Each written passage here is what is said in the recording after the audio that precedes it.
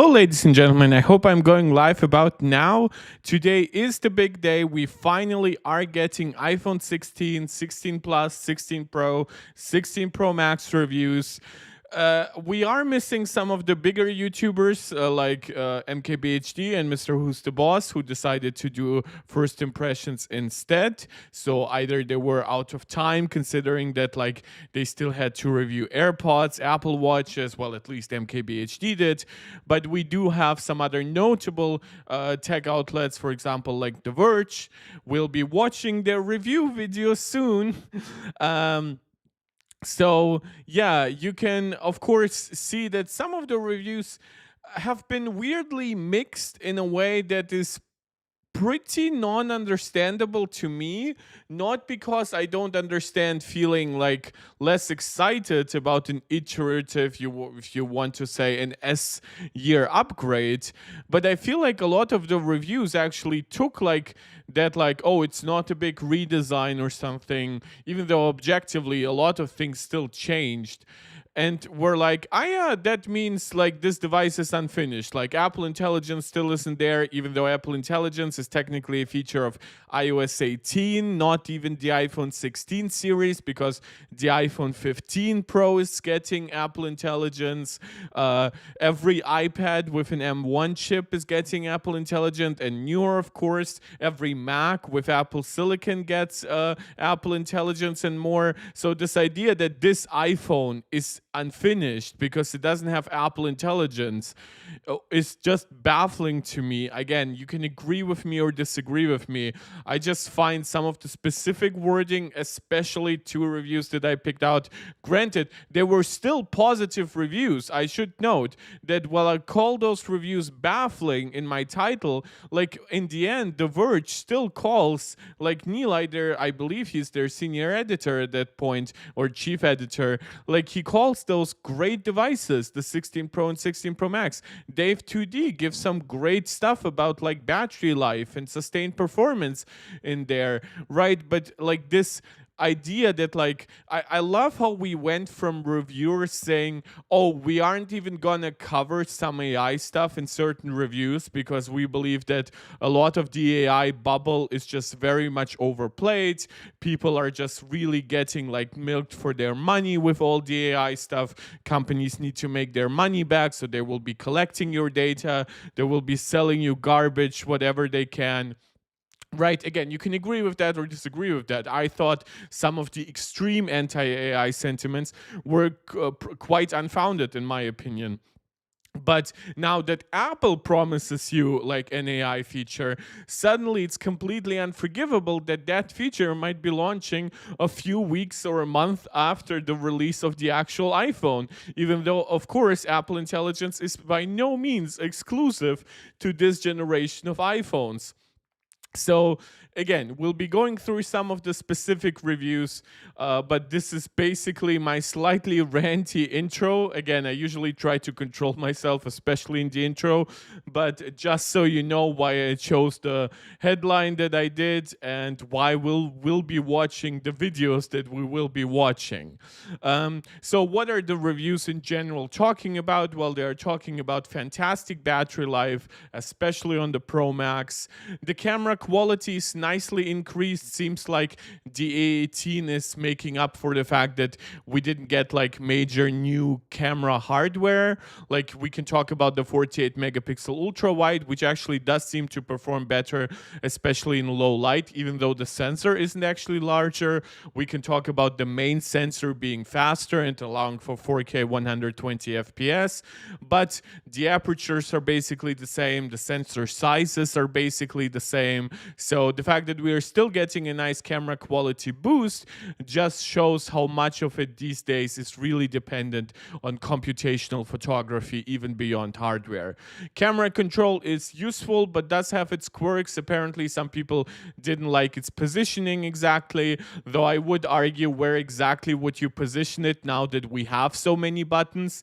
This is kind of the issue. I think that why Apple for years didn't want to even give you that many extra buttons, but now that they are, reviewers who would have in a heartbeat taken a new button before are now getting a little nitpicky. Not that I really begrudge them that. That's kind of the job of a reviewer. But yeah, overall, to me, for example, camera control, just by its mere existence, is extremely positive because it will free up the action button for me. And with everything else, like all the other like double and triple tap on the back and stuff like that, it just opens with all the customization to control center and even like the controls on the lock screen. It's just iOS 18 is just so freaking versatile.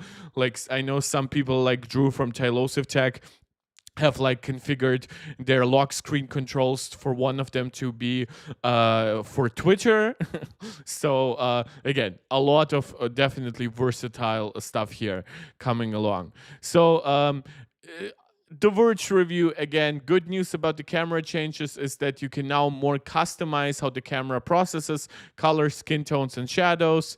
That being said, they were very unforgiving about the baseline iPhone like opinion about photos. I really didn't get that like from my 15 Pro Max personally, but hey, it's their opinion, they're entitled to it. Again, we will be watching their reviews. Camera control, which is of course what we have called for the longest time the capture button. Nvasasa, a nice name, saying hello, I don't think I've ever seen you in the chat, welcome.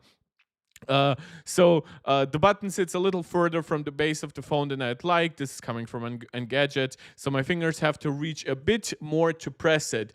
Well, yes, like if you really want to make this like a dedicated camera moment, like with different sizes just between the 16 Pro and the 16 Pro Max, with everybody having different hand sizes, it just comes to reason that yeah, not everyone will be 100% comfortable with the exact placement. I've also heard some people saying that they might accidentally press it, especially if they're left-handed, but overall it's still a good addition. Some of the gesture stuff where you swipe up and down on the actual camera control stuff, that seems to be a little hit and miss for some people, but that's also part of just getting used to it. Like everything is kind of hit and miss in like the first week, so I wouldn't take everything there too seriously. Yeah, so just in general, camera improvements throughout like camera control and the actual cameras. Relay also joining the chat. Welcome, brother. You have been quite supportive in the last few videos. And speaking of support, before I really get even deeper into all of it, even though we kind of have already started, if you're watching this and enjoying the content, please consider subscribing to the channel, liking the video, sharing it out to anybody who you think might enjoy it, and consider commenting, because that helps tremendously with the algorithm and it makes my live chats a lot more lively. And I love interacting with you guys, hearing your opinions, debating you even to a degree. So that's really fun. And if you want to support this channel directly, there are super chats and super stickers. Feel free to leave a small donation whenever you catch me live. It helps out tremendously, keeps me going, keeps me motivated with the channel. And beyond that, if you want to support this channel in the long term directly, you can do so by becoming a channel member right here on YouTube. Shout out to Fizz, Angelica, and Max Maximus, who are all MarkTech Pro Max supporters right here on YouTube. And beyond that, you can also become a supporter over on Patreon. Next is battery life and bigger screens. Now, this is actually where notoriously, like, I would love some hard data from GSM Arena, like some concrete brightness tests, battery life that goes beyond like video testing or beyond review testing, right? That's one thing I really dislike when reviewers say, well, I tested the battery by basically reviewing the phone. So by doing capturing a lot of photos and videos. While that is one use case, it's not a real consumer use case. at least like a week after owning the device. The people will not artificially force themselves to capture 50, 100 photos, 20, 30 videos and stuff like that. So battery life, if you actually like isolate it for certain factors, which again, I'm not a huge fan of simple video playback tests, but usually that's what's the easiest available to a lot of reviewers. And for example, Tom's guide has shown that it's like over 18 hours, something like that. It's like 4 hours more than the 15 Pro Max. So some crazy increases. Seems like the screen itself is more efficient. Of course, the A18 is more efficient. And then you also have the slightly bigger battery inside all models. And it seems like on the Pro Max, it really culminates to just be the best battery life of any iPhone ever. And if you know how well the 15 Pro Max and down to like the 13 Pro Max have performed in recent years, you would know that that means it's some of the best battery life on any smartphone ever. Yeah. Again, like people are like, now it's even harder to reach the top of a phone with a stretched thumb. Again, nobody's forcing you to get the Pro Max. Like the 16 didn't just get the 16 Pro didn't just get larger this year, but it actually has a bigger screen. So if you were really size constrained, you can now get a 6.3-inch display and really benefit from like a lot of the improvements that still have come along. There is no like camera difference between the 16 Pro and 16 Pro Max. So I find whenever people really quabble about like small size changes, especially that given these devices are still like lighter than the 14 and 13 Pro Max, which were 240 grams, thanks to titanium. Even with a larger battery, they're still lighter than the 14 and 13 series were.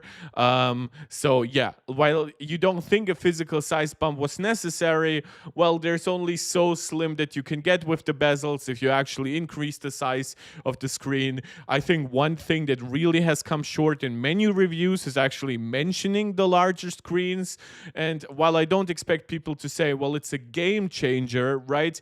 Don't forget that not too long ago, we weren't even at 6.7 inches, we were at 6.5 inches and stuff like that. So there is a cumulative effect here that people are really forgetting when they really hyper focus on this, like, should you upgrade from like the 15 or even like 14 Pro Max to the 16 Pro Max? And I'm like, no.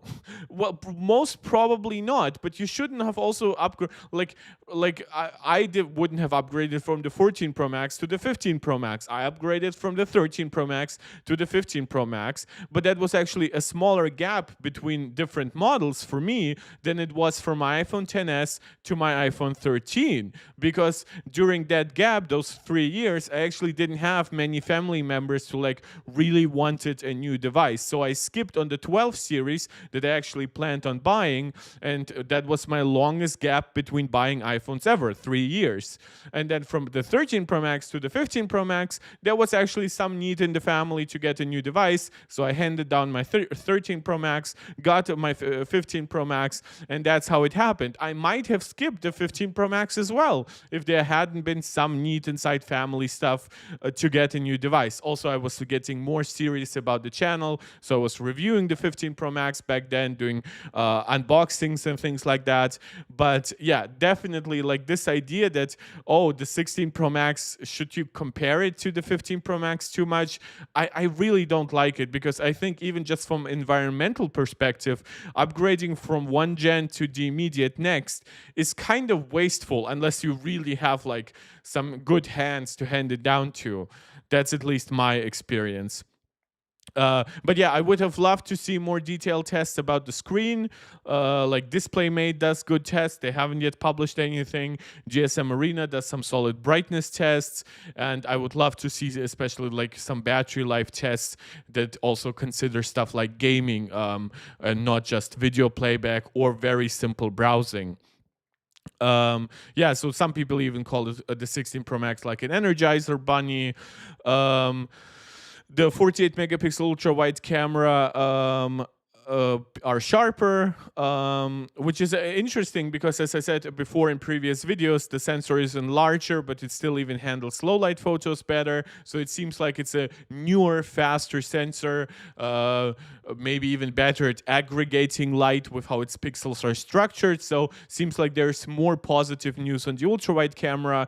And given we kind of expect this specific sensor, this 48 megapixel sensor that comes out to 1.4 micron pixels once we do like quad binning, we kind of expect the sensor to come to next year to the 5x telephoto. So that seems like that will also be an excellent upgrade, especially since the telephoto camera does have a noticeably smaller camera than the ultra wide was before. Relay, you're saying you're still on the 13 Pro Max, and that's still perfectly acceptable, both I believe on a personal level, but also like you won't get bullied, believe me, for still owning a 13 Pro Max. And Joseph Guerrero, welcome to the chat, saying I hear your point coming from 11 to Max to the base 16. Well, yeah, so you aren't sacrificing on promotion because the 11 Pro didn't have it. You're sacrificing on the what was the telephoto range of the 11 Pro Max? Was that already? No, I think it was still like 2x. 11 Pro Max telephoto. But regardless, most likely a failing image stabilization on your 2x camera. Yeah, so the 11 Pro Max still had 2x. Now you're getting that 2x basically digitally by going from a 48 megapixel larger sensor to just 12 megapixel in the middle. And then everything else will just be better. Like the ultra wide will be better, the screen itself will be brighter, you'll get substantially more performance, you get like double the RAM. Of course, you'll get like Apple Intelligence down the road, you get USB-C, you get across the board also faster charging with stuff like MagSafe, and now even like a newer generation of MagSafe that supports up to 25 watts. So if you're, for example, somebody who like really, you're saying the base 16, so I assume you aren't saying the 16 plus.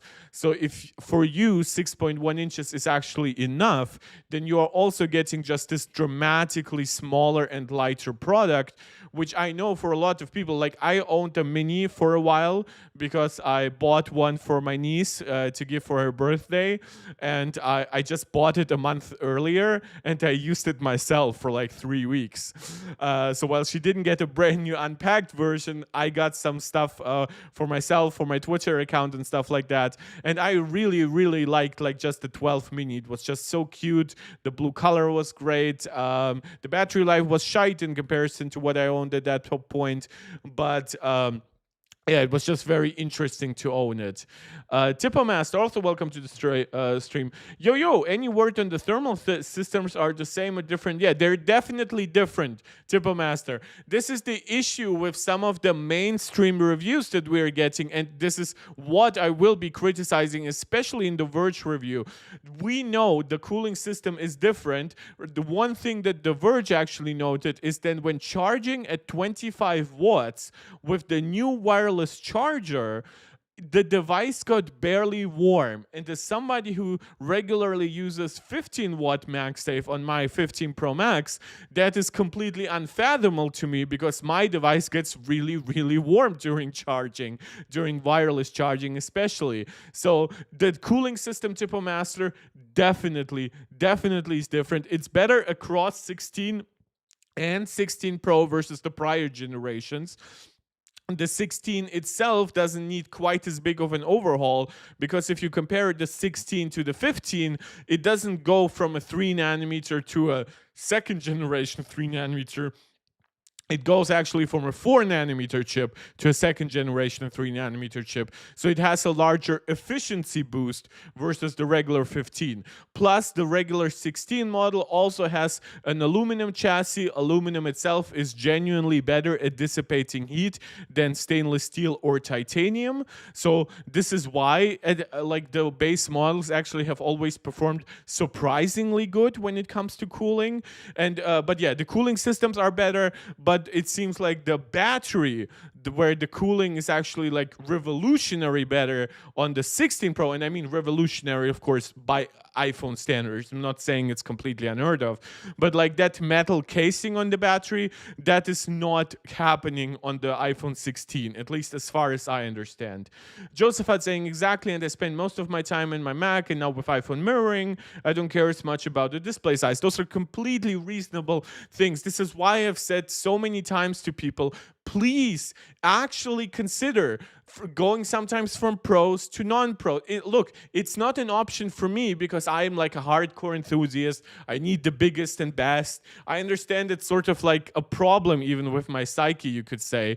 But for a lot of people, please consider switching between different sizes, switching between the pros and the non-pros, so you can actually maybe leverage some colors, some fun like that. Yeah, and Tipama's saying that's definitely interesting. Everything has gotten hot while charging. Yeah, and I cannot obviously like if they only charged it in like a super thermally controlled environment, maybe where it's like even below like 20 degrees Celsius, maybe that would of course positively impact the charging, because it's not like during winter. Of course, I can charge my iPhone 15 Pro Max at the full 29 watts or via cable, or at the full 15 watts wirelessly without any issues. It's then the summer where I get issues, and it's spring and fall where it's sort of okay. But there definitely is an improvement. I just wish we got some more objective data on how much better it is. But I think that will have to wait. For example, I actually wanted to give a shout out here to GSM Arena, right? Because we usually talk, of course, a lot about Apple tech here, right? But I do bring up stuff for other smartphones, of course. Let me make my screen a little brighter. So for one, shout out to the Google Pixel 9 Pro Fold, right? This is the kind of benchmark that I want to see for the new iPhones, right? The iPhones currently reach around 1800 peak brightness. In this specific test, which is about 70% of the entire screen. But pixels now go very, very high, like 2200. Even like the regular Pixel 9 Pro, not the Fold here, would go up to 2400. So this is the first time since basically the iPhone 14 Pro Max that Apple has really been beaten in this test. But one thing that I would love to see is when the iPhone actually gives you 2000 nits, is it actually much better now at sustaining those 2000 nits, right? And this is the kind of like real life quality improvement that I wish more mainstream reviewers would actually cover, and I wouldn't have to necessarily go to a website like GSM Arena. Now, one thing where they actually absolutely decimated the Pixel 9 Pro, I hope you can see it, everything that I don't cover too much of the screen, right? For one, look at the actual performance. Even for a 4nm chip, these results are absolutely abysmal, like below 5000. If we actually look at the iPhone series, right? Geekbench 6 iOS.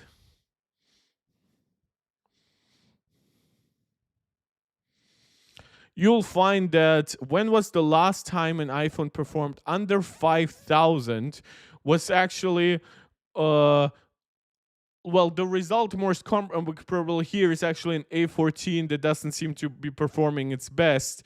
So the last model really coming below what the Pixel is currently offering would be the A13.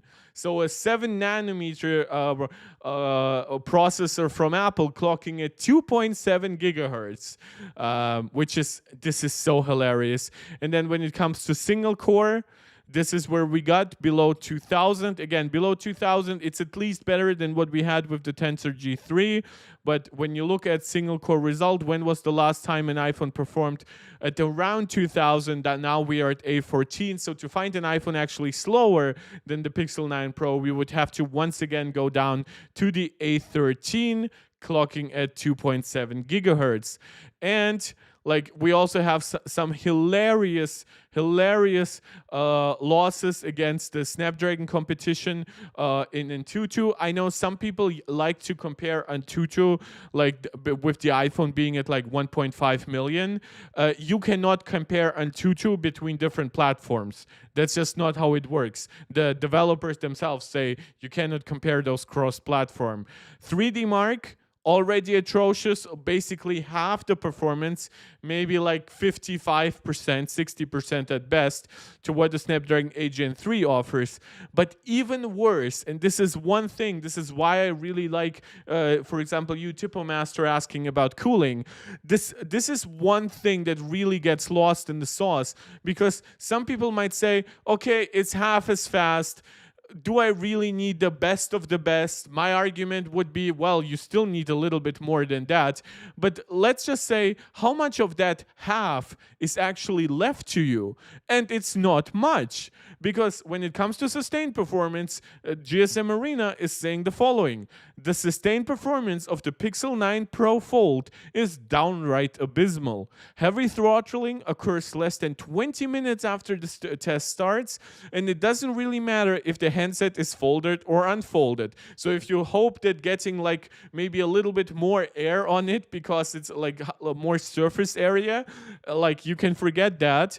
We observed the same behavior on the other Pixel 9 models, so the culprit could once again be the Tensor G4 SoC. So this idea that like vapor chambers are like magical fixes to like bad optimization, bad processors in general, like this is all bullshit. Like people who were like telling you that the Pixel performed so much better because in one specific game it did reasonably well under a controlled environment.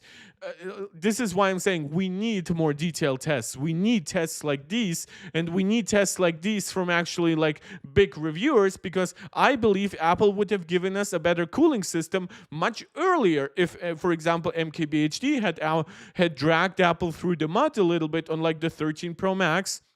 Or even, let's say, the 14 Pro Max, right? With the 14 Pro Max, they advertised this high peak brightness, and MKBHD could have really said, look, but under my test, once you ramp up the external temperature a little bit, now you aren't getting that peak brightness anymore, right? Or even, I believe that was even a question as early as like the 11 Pro Max. So, yeah, this is why this is not a shitting on Pixel 9 video, though I am known to sometimes do that. But whenever people ask me, oh, is cooling better by itself, whatever, like Samsung offered you like crazy improvements to its cooling on the latest 8 Gen 3 devices. But whether it's bad optimization, whether the 8 Gen 3 is actually that power hungry, it seems like the Galaxy S24 Ultra has notoriously underperformed in like sustained gaming tests, for example, even versus the 15 Pro Max, which is notable for not having like a vapor chamber heatsink and stuff like that. So again, just the details, really, it's never about any single detail. It's about the processor, the software optimization, especially now Apple even gives you stuff like game mode on iOS 18, which gives you like a free 5 to 8% more performance often, sometimes even a little beyond that. So all of that has to be considered. That's basically it. Again, we do have basically the outline for reviews, but I think the actual reviews for like long-term usage, they will still have to wait for that. Everything we're getting today is literally like feels very much day one. Really, you're saying I like the battery on the Pro Max. Yes, and Apple really knows how to attract people to that. When they get reviews that call the 16 Pro Max like an Energizer bunny, that obviously helps them, right? One thing that I have also seen throughout the reviews is that people are calling those devices unfinished because because they lack Apple Intelligence. Maybe that's the reason why that Apple has actually come forward and talked with The Verge and said that there will come new languages in 2025. So this actually goes beyond their broad promise of more languages to now specifying which languages are getting Apple Intelligence support next year. So we're getting English for India and Singapore. We're actually getting German for Germany, which again does seem that Apple might be very positive about finding agreements with the European Union. Italian for Italy, Korean for South Korea, and Portuguese, they say for Portugal. But if you know anything about the world, you of course know that Portuguese is spoken well outside of Portugal. Now, granted, I know that the actual accents are very, very strong, the dialects, once you go to like Latin America, but definitely a good sign for that. And I believe I saw a friend, right? Yeah. So Chinese, French, Japanese, and Spanish will also be added. So again, Spanish obviously spoken well outside of Spain. French, especially if you combine that with German, now you kind of get Schweizerdeutsch for Switzerland. Of course, French is spoken in a lot of African countries and stuff like that. And China and Japan are just huge markets in general. Tipomaster, the funny thing is that the Tensor G4 saving grace was supposed to be their AI customization, but where is that? The A series seems to cook it on ML performance too, while beating it everywhere else. Yeah, it's like Google, whatever they have with their contract with Samsung, I think it's very much proven that whatever money they saved on Samsung, I think maybe they thought they would get like what Nintendo did, right? Because Nintendo is like planning to switch to like an 8 nanometer or /7 nanometer Samsung node with the Switch 2. And supposedly Samsung is selling them those chips for like ridiculously low cost because nobody else will take that node. And I wonder with the Pixel, because they're still priced at like $1,000 or more, like how much money did you really need to save just on the processor versus potentially using like an off-the-shelf solution like a Snapdragon chip? Like, why did you need to put your own like research and development into it, create specific partnerships and supply lines with Samsung? It's like, was it really worth it to spend maybe even half as much as they would on a competing Snapdragon chip, but then potentially kill sales, reduce battery life, and as you said, like it's not just that they lose in AI to Apple. I believe they also lose to general AI with Snapdragon, because don't forget that Snapdragon also has like a 2 times faster GPU to boot, right? So even if like the neural engine might be technically faster on the Tensor, I really couldn't tell you. The fact that Qualcomm would be able to combine their more efficient CPUs, GPUs with their more efficient neural engines, because they built everything on a superior TSMC node, and then combine it all, well, of course, will give you superior AI than what the Google stuff can only generate on like the NPU, or I believe they call it the TPU or something like that on the Tensor, right? But to everybody who's saying like that like these devices are unfinished, we need like new languages, we need new regions, and we of course need Apple Intelligence even in English in the US next month. Definitely, and as I said it time and time again, I believe the story of Apple Intelligence will be written over the next 2 years. I believe that iOS 18 is just a long chapter of gradual rollouts. I think iOS 19 is going to be the refinement era, and then I think iOS 20 with like WWDC in 2 years will fundamentally show what consumers have actually connected to, and then Apple doubles down on it, triples down on it, and what consumers didn't connect to, and then Apple essentially lets it go to the wayside. But if you are somebody who were really worried, oh, maybe Apple will never support my country, never support my language, it seems like they're definitely fixing a lot of that. Because like, especially with like China and stuff like that, we are literally talking now several billion more people being able to access it, with India being at 1.5 billion, China being at 1.5 billion, hundreds of millions across Japan, Vietnam, France, Germany. Yeah, that's definitely a big rollout, but it might take as long as until like iOS 18.4. Who knows? Yeah, but that's some good news that I really wanted to bring to you guys. But now we actually get into the meat and potatoes of the video. And before I do so, I want to encourage you to do all the YouTube jazz again, as I call it. Subscribing, liking, sharing, and commenting. As you can see, I love interacting with you guys. And if you want to support me directly, leave a small super chat, leave a small super sticker. A small donation goes a long way to help me keep doing these videos. And if you want to support this channel directly in the long term, consider becoming a channel member right here on YouTube, or a supporter over on Patreon. Now, the first video we are reacting to is from The Verge. So this is Nilay, who's a big fish now at The Verge. His reviews have come under some fire over the years because we've had comments like him saying that he wanted to give Apple Silicon MacBook Airs and MacBook Pro a 10 out of 10, but he refused to do so to not get labeled a fanboy. So we already know if there is some bias for or against Apple, it definitely seems to go more the against route. We have known that he cares most about cameras for a while. I think this is the worst video when it comes to that, because I believe it will take until somewhere here in the video for them to stop talking about cameras. So while they are very much great, and this is actually a search entry that I just did, for example, the Petapixel guys, they review cameras. This is why when they review smartphones, they review them from the perspective of the camera. Or when they review like the occasional laptop or even like a Mac, they review it from the perspective of editing photos and videos, right? It makes sense.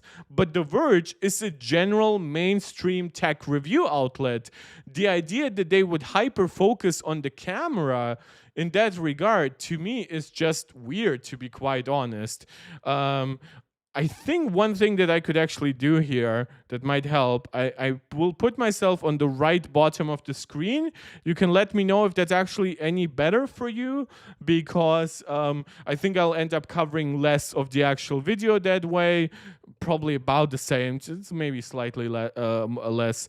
And yeah, I'll definitely be covering less of what's like on top, which is usually where more important info is like given. But and before we start, I want to encourage you guys to let me know how the audio and video quality works for you. Now, I did pre-download this video, so it is at 1080p, but with like a low bitrate. I don't think we actually need too high quality, but I did preload a couple of videos.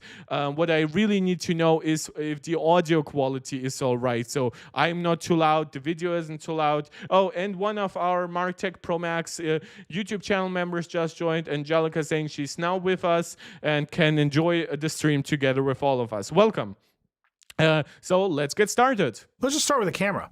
There isn't really that much else. Yeah, you see what I was getting at? Let's start with the camera. And if you think that they will ever stop talking about the camera, they kind of won't.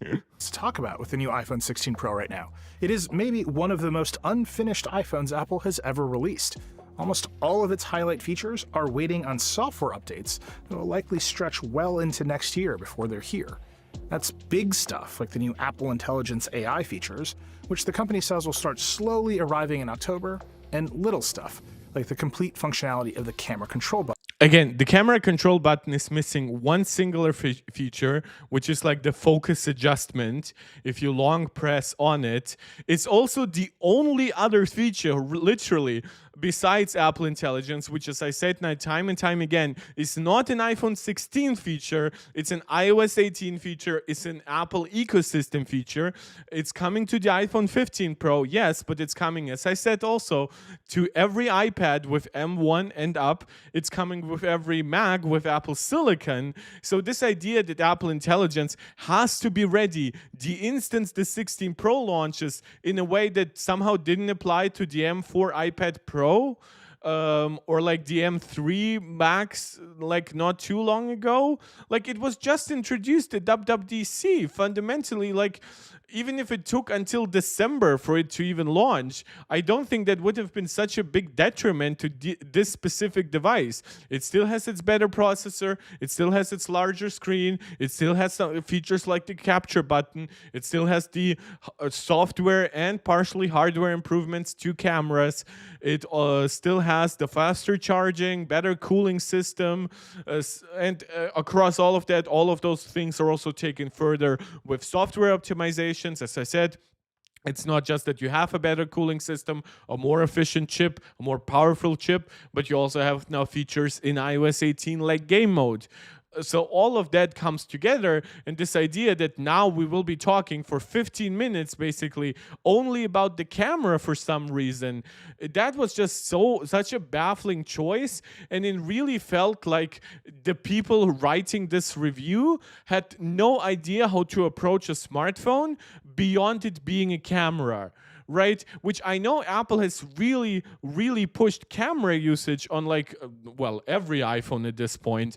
But this idea that we can ignore everything else, and you'll see how lazily they treat battery life testing here.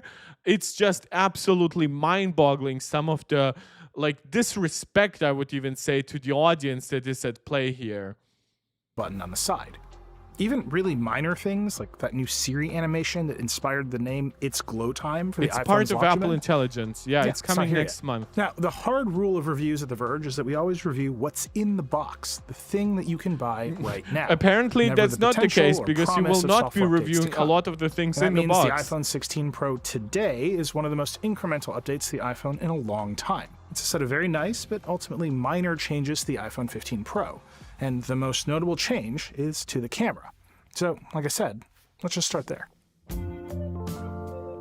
By the way, I would argue that the processor with the better cooling coming all together is actually, to me, more impressive than the specific camera changes, because the main sensor is faster than before, right? It's not actually a larger sensor. The optics are still I believe it's an f1.78 aperture, so basically an f1.8 aperture.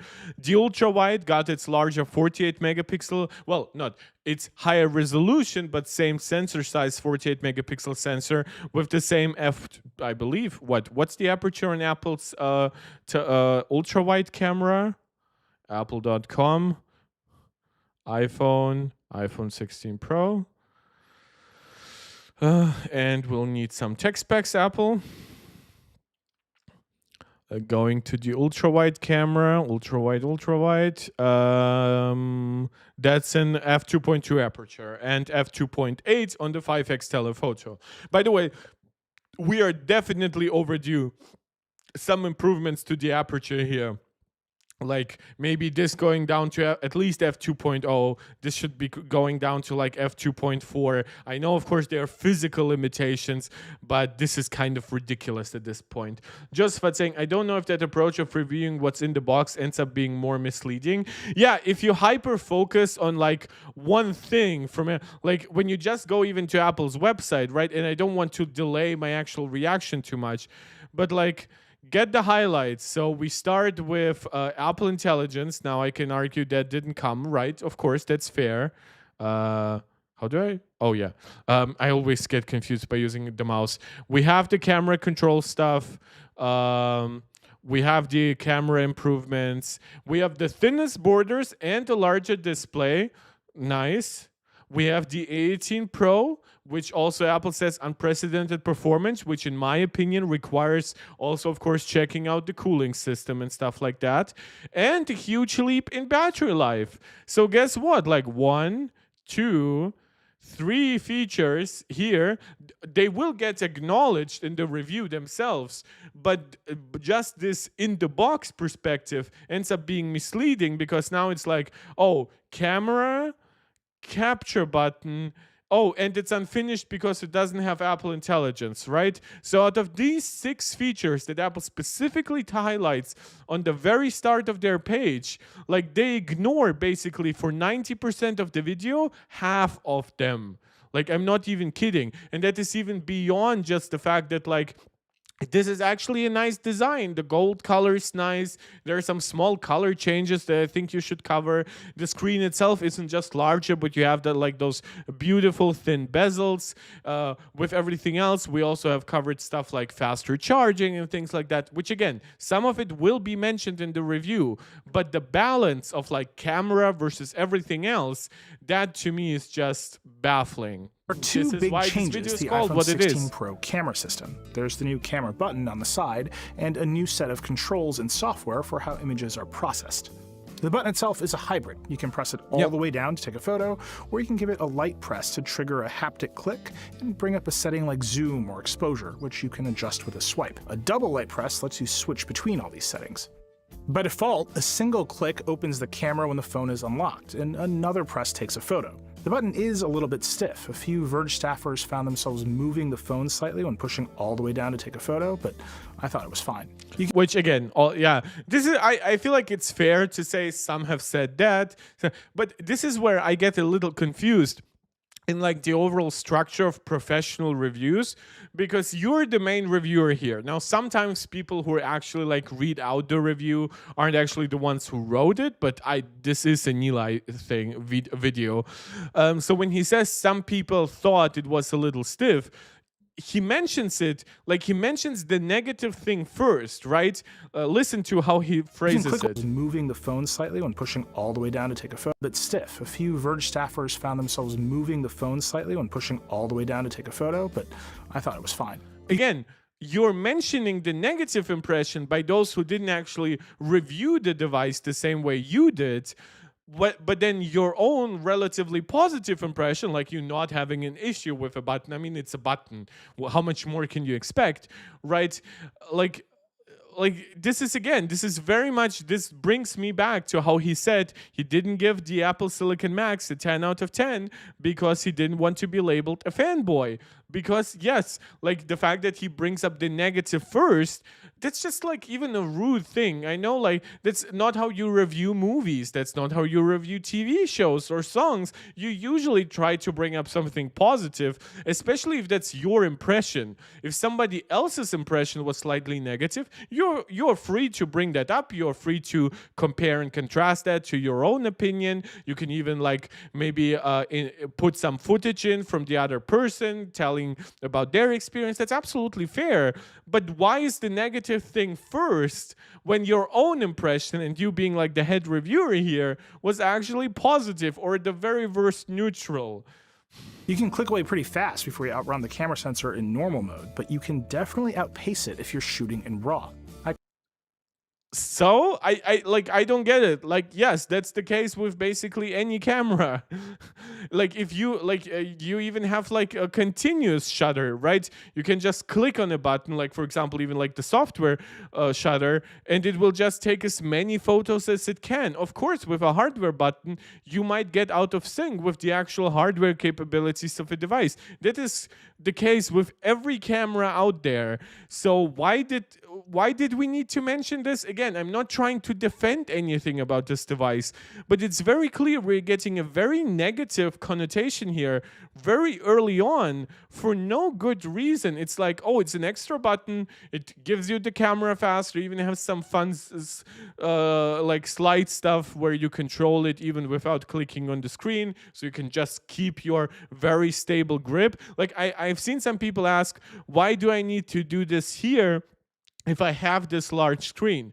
There are two things that happen here. First, when you actually invoke those controls through the capacitive field, the actual interface does get slimmed down, so less is in the way of just you seeing the full image. And of course, you don't need to put any of your thumbs away or something like that. So while I know some people will say, oh, it's like a claw grip, look at actually how the photo is structured, right? This is part of the ultra wide, or if you're in the zoom, that's part of the wide, but right now it's part of the ultra wide perspective, right? So that grounds you a little bit in the image, but you don't need to look at this anymore, right? You now have to only look at this.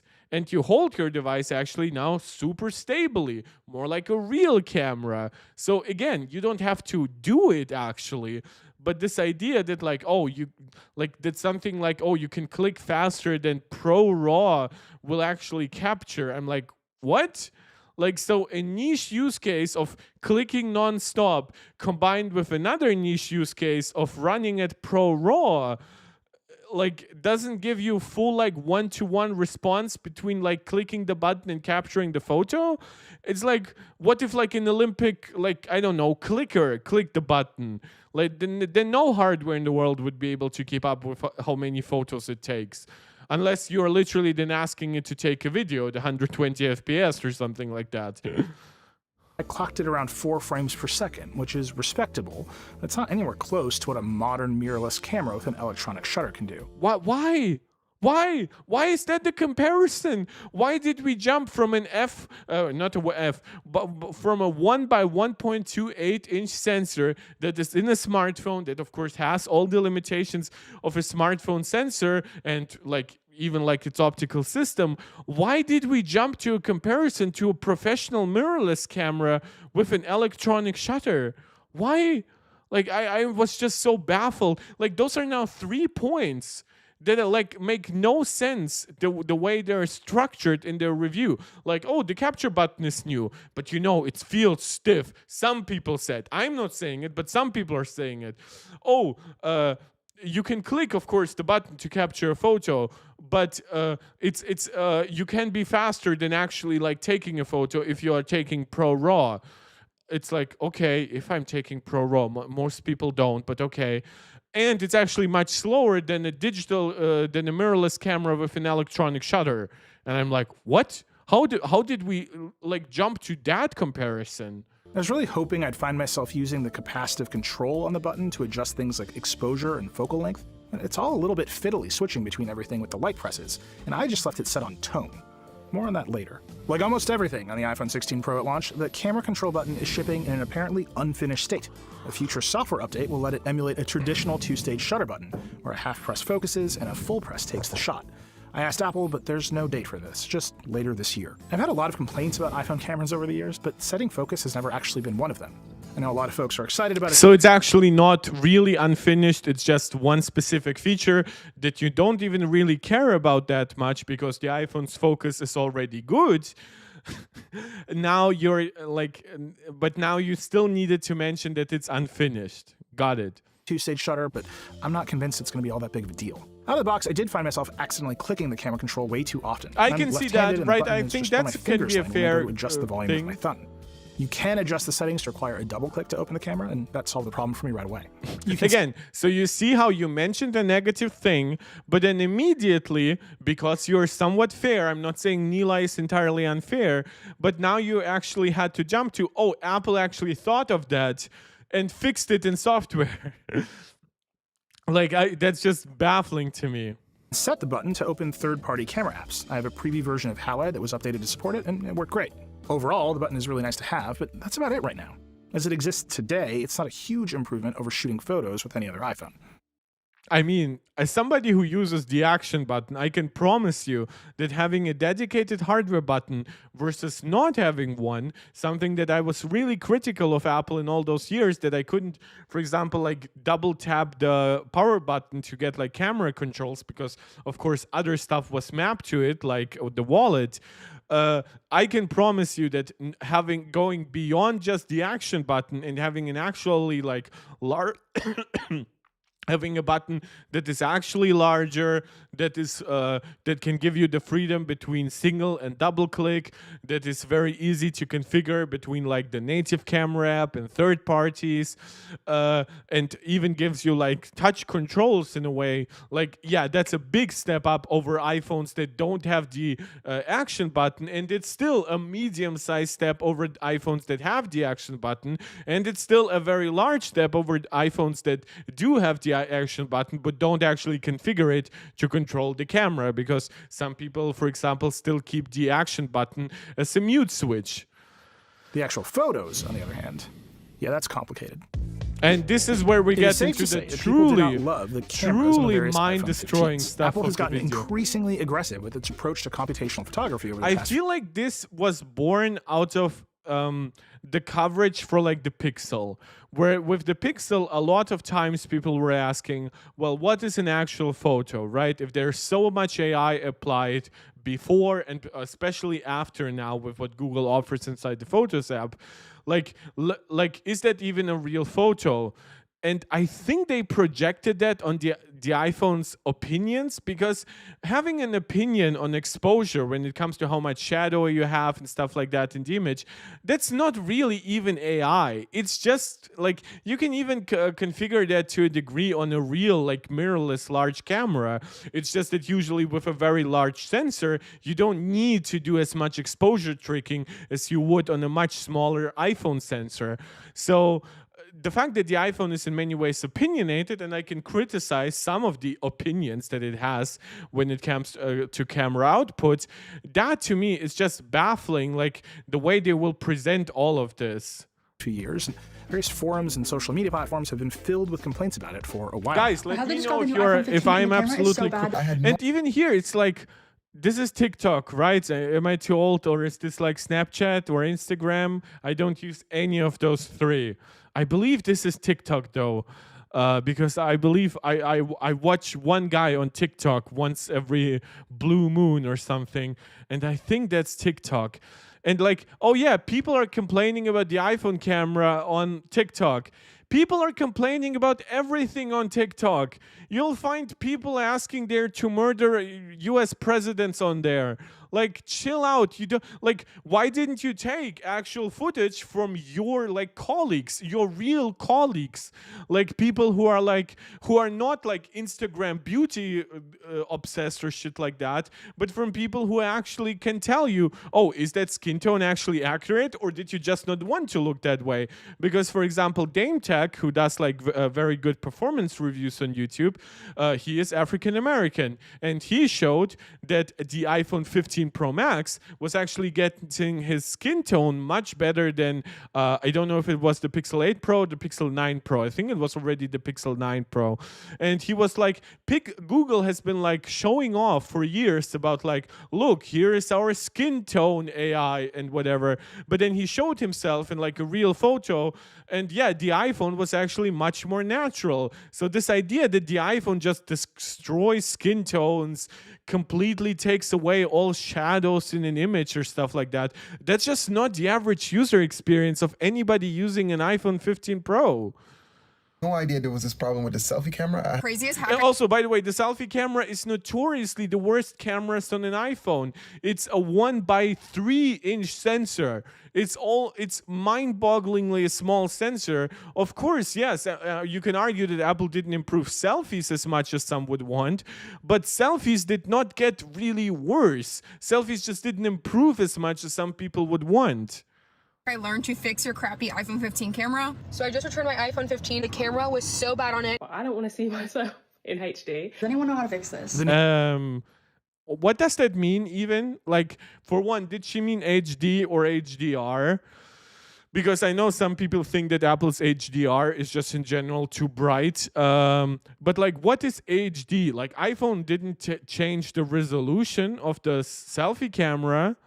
Apple changed the resolution of the back camera to 20 megapixels by default, but that actually came with way better HDR than before. It's just, I don't get it. Justified. It makes you wonder who you would find this review useful. Seems targeted to photographers, but done haphazardly. Exactly. I haven't yet gotten to watch the Petapixel review, but I pretty much can guarantee you that they've done a better job. But yeah, this is just weird. New Yorker published a piece about iPhone photos looking. Again, why do I care about the New Yorker? This is the issue with like social media stuff. There, like your task as a real reviewer is to go beyond stupid internet narratives. This is why I always try to tell the mainstream media, your task is not even to cover the bullshit of like Haitian immigrants eating cats and dogs. It's just to say the people saying this are stupid, And we did fact checks. We found it's not true. End of story. We don't need to cover it 24/7. It's similar with that. How much do I need The Verge, who is an actual review outlet, quoting The New Yorker, which isn't, quoting basically social media personalities who have no idea how to actually use a camera? Like all the big social media guys do have professional photographers anyway with real cameras. A lot of them use like iPhones for selfies and for like promotion videos and stuff like that. This is mind-bogglingly stupid. Unrealistic 2 years ago. We've been on this ride for a minute. I've been reviewing phones and cameras for a long time, but no review I ever publish will ever have the same devastating impact as Alex Earl asking her 7 million followers why her iPhone 15 camera sucks. Actually, I have no idea who she is. It's an up cleavage to basically titty image. No interest in that. She has 7 million followers. Come at me whenever you want. I have no idea who that is. No idea what. By the way, this is a decent video quality, so I don't even know what she means. Maybe some of it is smoothed out. She does use makeup, by the way. As a dermatologist, I can promise you that. It's like, I don't even want to shit on her because, yeah, maybe for her, the iPhone 15 actually didn't have the actual camera she wanted, right? That's as simple as that. Shit happens. Not every piece of hardware is for all of us. She might consider like a Pixel in the future or Samsung if she really wanted to, or she might consider waiting for like the iPhone 17 series that's supposedly having a 24 megapixel image. Like, why? Why should I care about what this person has to say, Alex Earl, about the iPhone 15 when I already have you, Nilay, an actual tech reviewer, a smartphone camera connoisseur? Like, if I go to like a food critic website, now food critics are already very snobbish, right? And I want to hear their opinion. The last thing I want to see is them quoting some social media influencer saying how like they didn't like that the steak was brought to them by default medium rare because they were too stupid to order the doneness factor that actually appeals to them, not knowing that the default in a restaurant is basically medium rare. Like, what the actual F? Josepha, this make Linus Tech Tips iPhone reviews seem actually informative. At least you're getting a consistent perspective from one reviewer. Well, they actually change reviewers. It's like, it can be a little bit tricky when it comes to LTT, but you can still see that they still work as a team. So the overall opinion can be like an aggregate, which I actually really respect, right?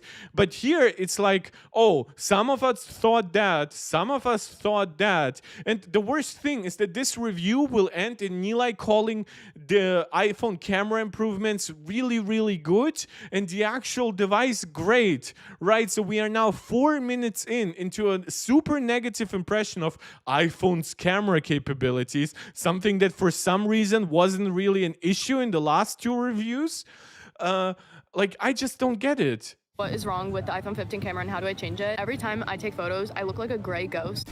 If I had to sum up what's going on with all these complaints, it's just that Apple won't leave shadows and highlights alone. I mean, shadows and highlights have very little to do with the skin tone capture that we just saw of her. Did she look a little grayish? Maybe the makeup like reflecting in a certain way? Probably, yeah, and Apple might be slightly exposing wrongly for that. Did it make her look like a gray ghost in what I saw there? No. Did it not fit her like absolute beauty perfection standards that she might have for her account, not knowing who she is? If she's like a beauty Instagram or TikTok influencer, that's cool, right? Like, she's free to do so, but like, again, you could have actually taken the footage. You might have even like done some interesting stuff like post-processing it, correcting it in some ways, right? And trying to say, this is how I believe the iPhone could have done a lot better. But instead you just quoted, in my opinion, random person with no technical understanding of the idea, with probably hugely skewed actually like expectations for hardware that is not meant to be like a real mirrorless camera, and you're presenting it as if it's some long-standing problem And not as if the iPhone 15 Pro Max has been rated by basically every major reviewer as the best smartphone camera of last year. Josephat, a few minutes ago, he was complaining about the speed of raw capture, and now he's given validity to people complaints unable to change default settings. Yeah, and don't forget, he was complaining like with even like Pro Raw, like with the capture button, like the most niche use case for like a new feature ever. It's like mind-boggling. It uses its photonic engine image pipeline to boost the dark parts of an image and bring down the bright parts so you can see detail everywhere. But the side effect is that images seem flat because they lack contrast between light and dark. What? I always think about this like dynamics in music.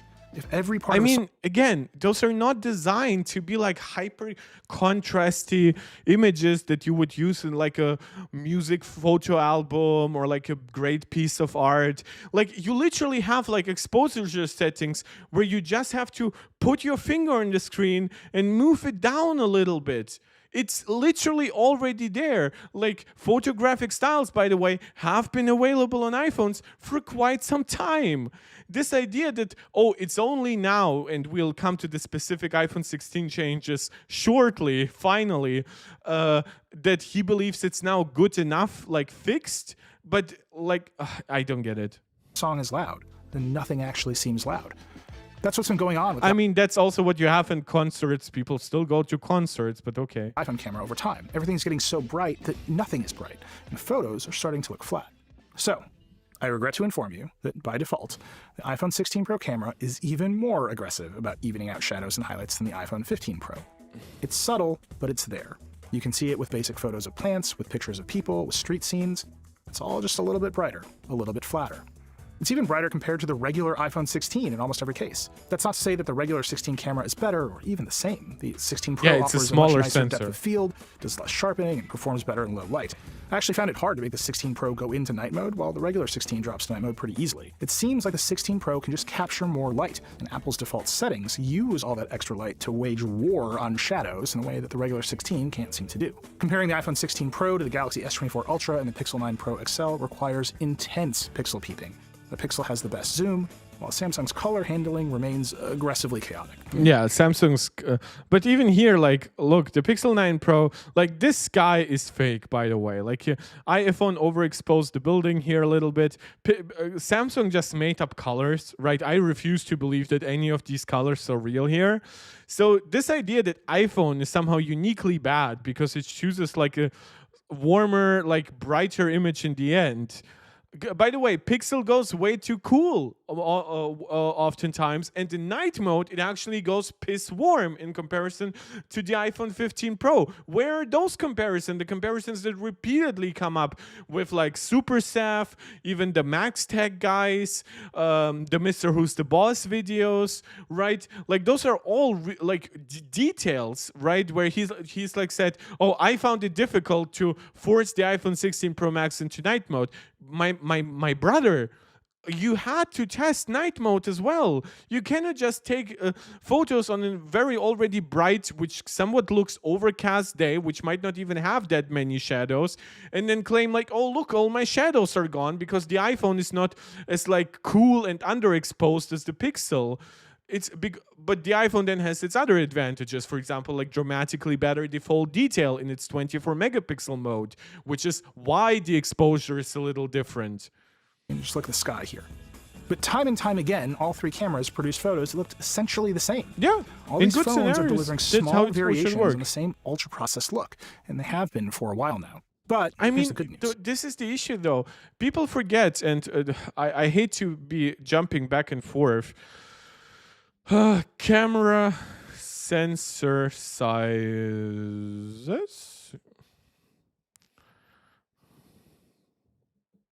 right? So just so you have some understanding here, this is a 35 millimeter full frame, right?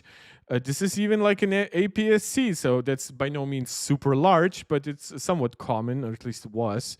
This is where we end up, like with smartphones here.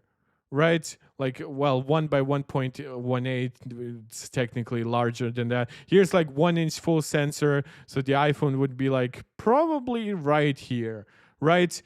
This is how it stacks up against a full frame sensor that's 7.5 times, I believe, versus a 1-inch sensor. So versus the iPhone might actually be like 8 times larger or more. Like he expects smartphones to not use computational photography here, like to make up for that difference. How do you think they're getting the details? It's from the different exposure combinations. And then the way you combine those exposures very much is opinion based.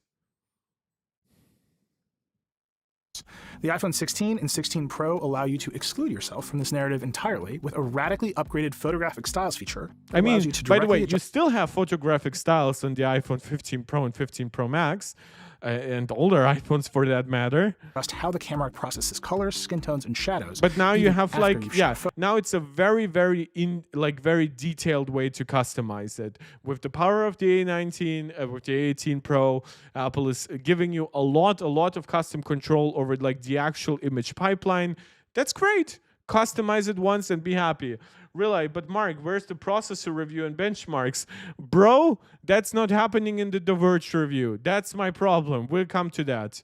Photo. You can pick between 5 undertone settings that are meant to adjust skin tones and 9 mood settings that feel a lot like high-quality Instagram filters.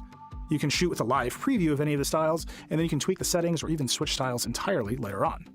And all of these styles, including standard and even in portrait mode, offer a new control called Tone that lets you add shadows back to your photos. Apple tells me that tone is short for tone mapping, and it really does mean you can bring the iPhone's photonic engine HDR processing back to reality by turning it down. The control is semantically aware. It adjusts things like faces in the sky differently, so it's still doing some intense computational photography. But the goal is for you to be able to take photos that look a lot more like a traditional camera if you... By the way, might I mention that this is the guy that in the beginning was shooting at Pro Raw to test the shutter time of of clicking camera control versus like actually capturing an image, right? Like, why not compare it to the Pro Max, to the Pro RAW images, or even actual RAW images, or like a DSLR like stuff, and let people actually decide if maybe that like brighter thing might actually look more inviting. Now you're comparing like a slightly tuned, like undertone, versus the default mode, but we still don't know what the ground truth is. If it's actually that bad, let us know. Show us a Sony A7. Show us even the Pro RAW images here. Bring the slider all the way down. You showed us Samsung and Pixel, by the way, who were all doing a relatively poor job in different ways. You can also go all the way up for some of the most intense smartphone processed photos possible, but Again, you're saying this is more processed, but it's just processed in the other direction that you don't like. That's absolutely fine. If you like more cooler, more underexposed images, or just images with more shadow, you can say. I don't even know if it's just a simple exposure change, given how many different photos the iPhone stacks up at this point for its computational photography. But this idea that it's like, oh, my way is the right way. It's so freaking weird. Nah, that's too logical. Gotta get the clickbait negative video. It's not even the issue. Is my problem is if he actually like he is gonna lead up to a good conclusion. He's gonna say in the end, "Oh, I actually very like those undertones. They're not perfect, but they're good." He will say that this is a great device. He will applaud it for stuff like not getting hot during wireless 25-watt charging. Right, really smart stuff. But why did we are not even really half into the camera stuff of this review. So just so you know how long the actual camera portion are.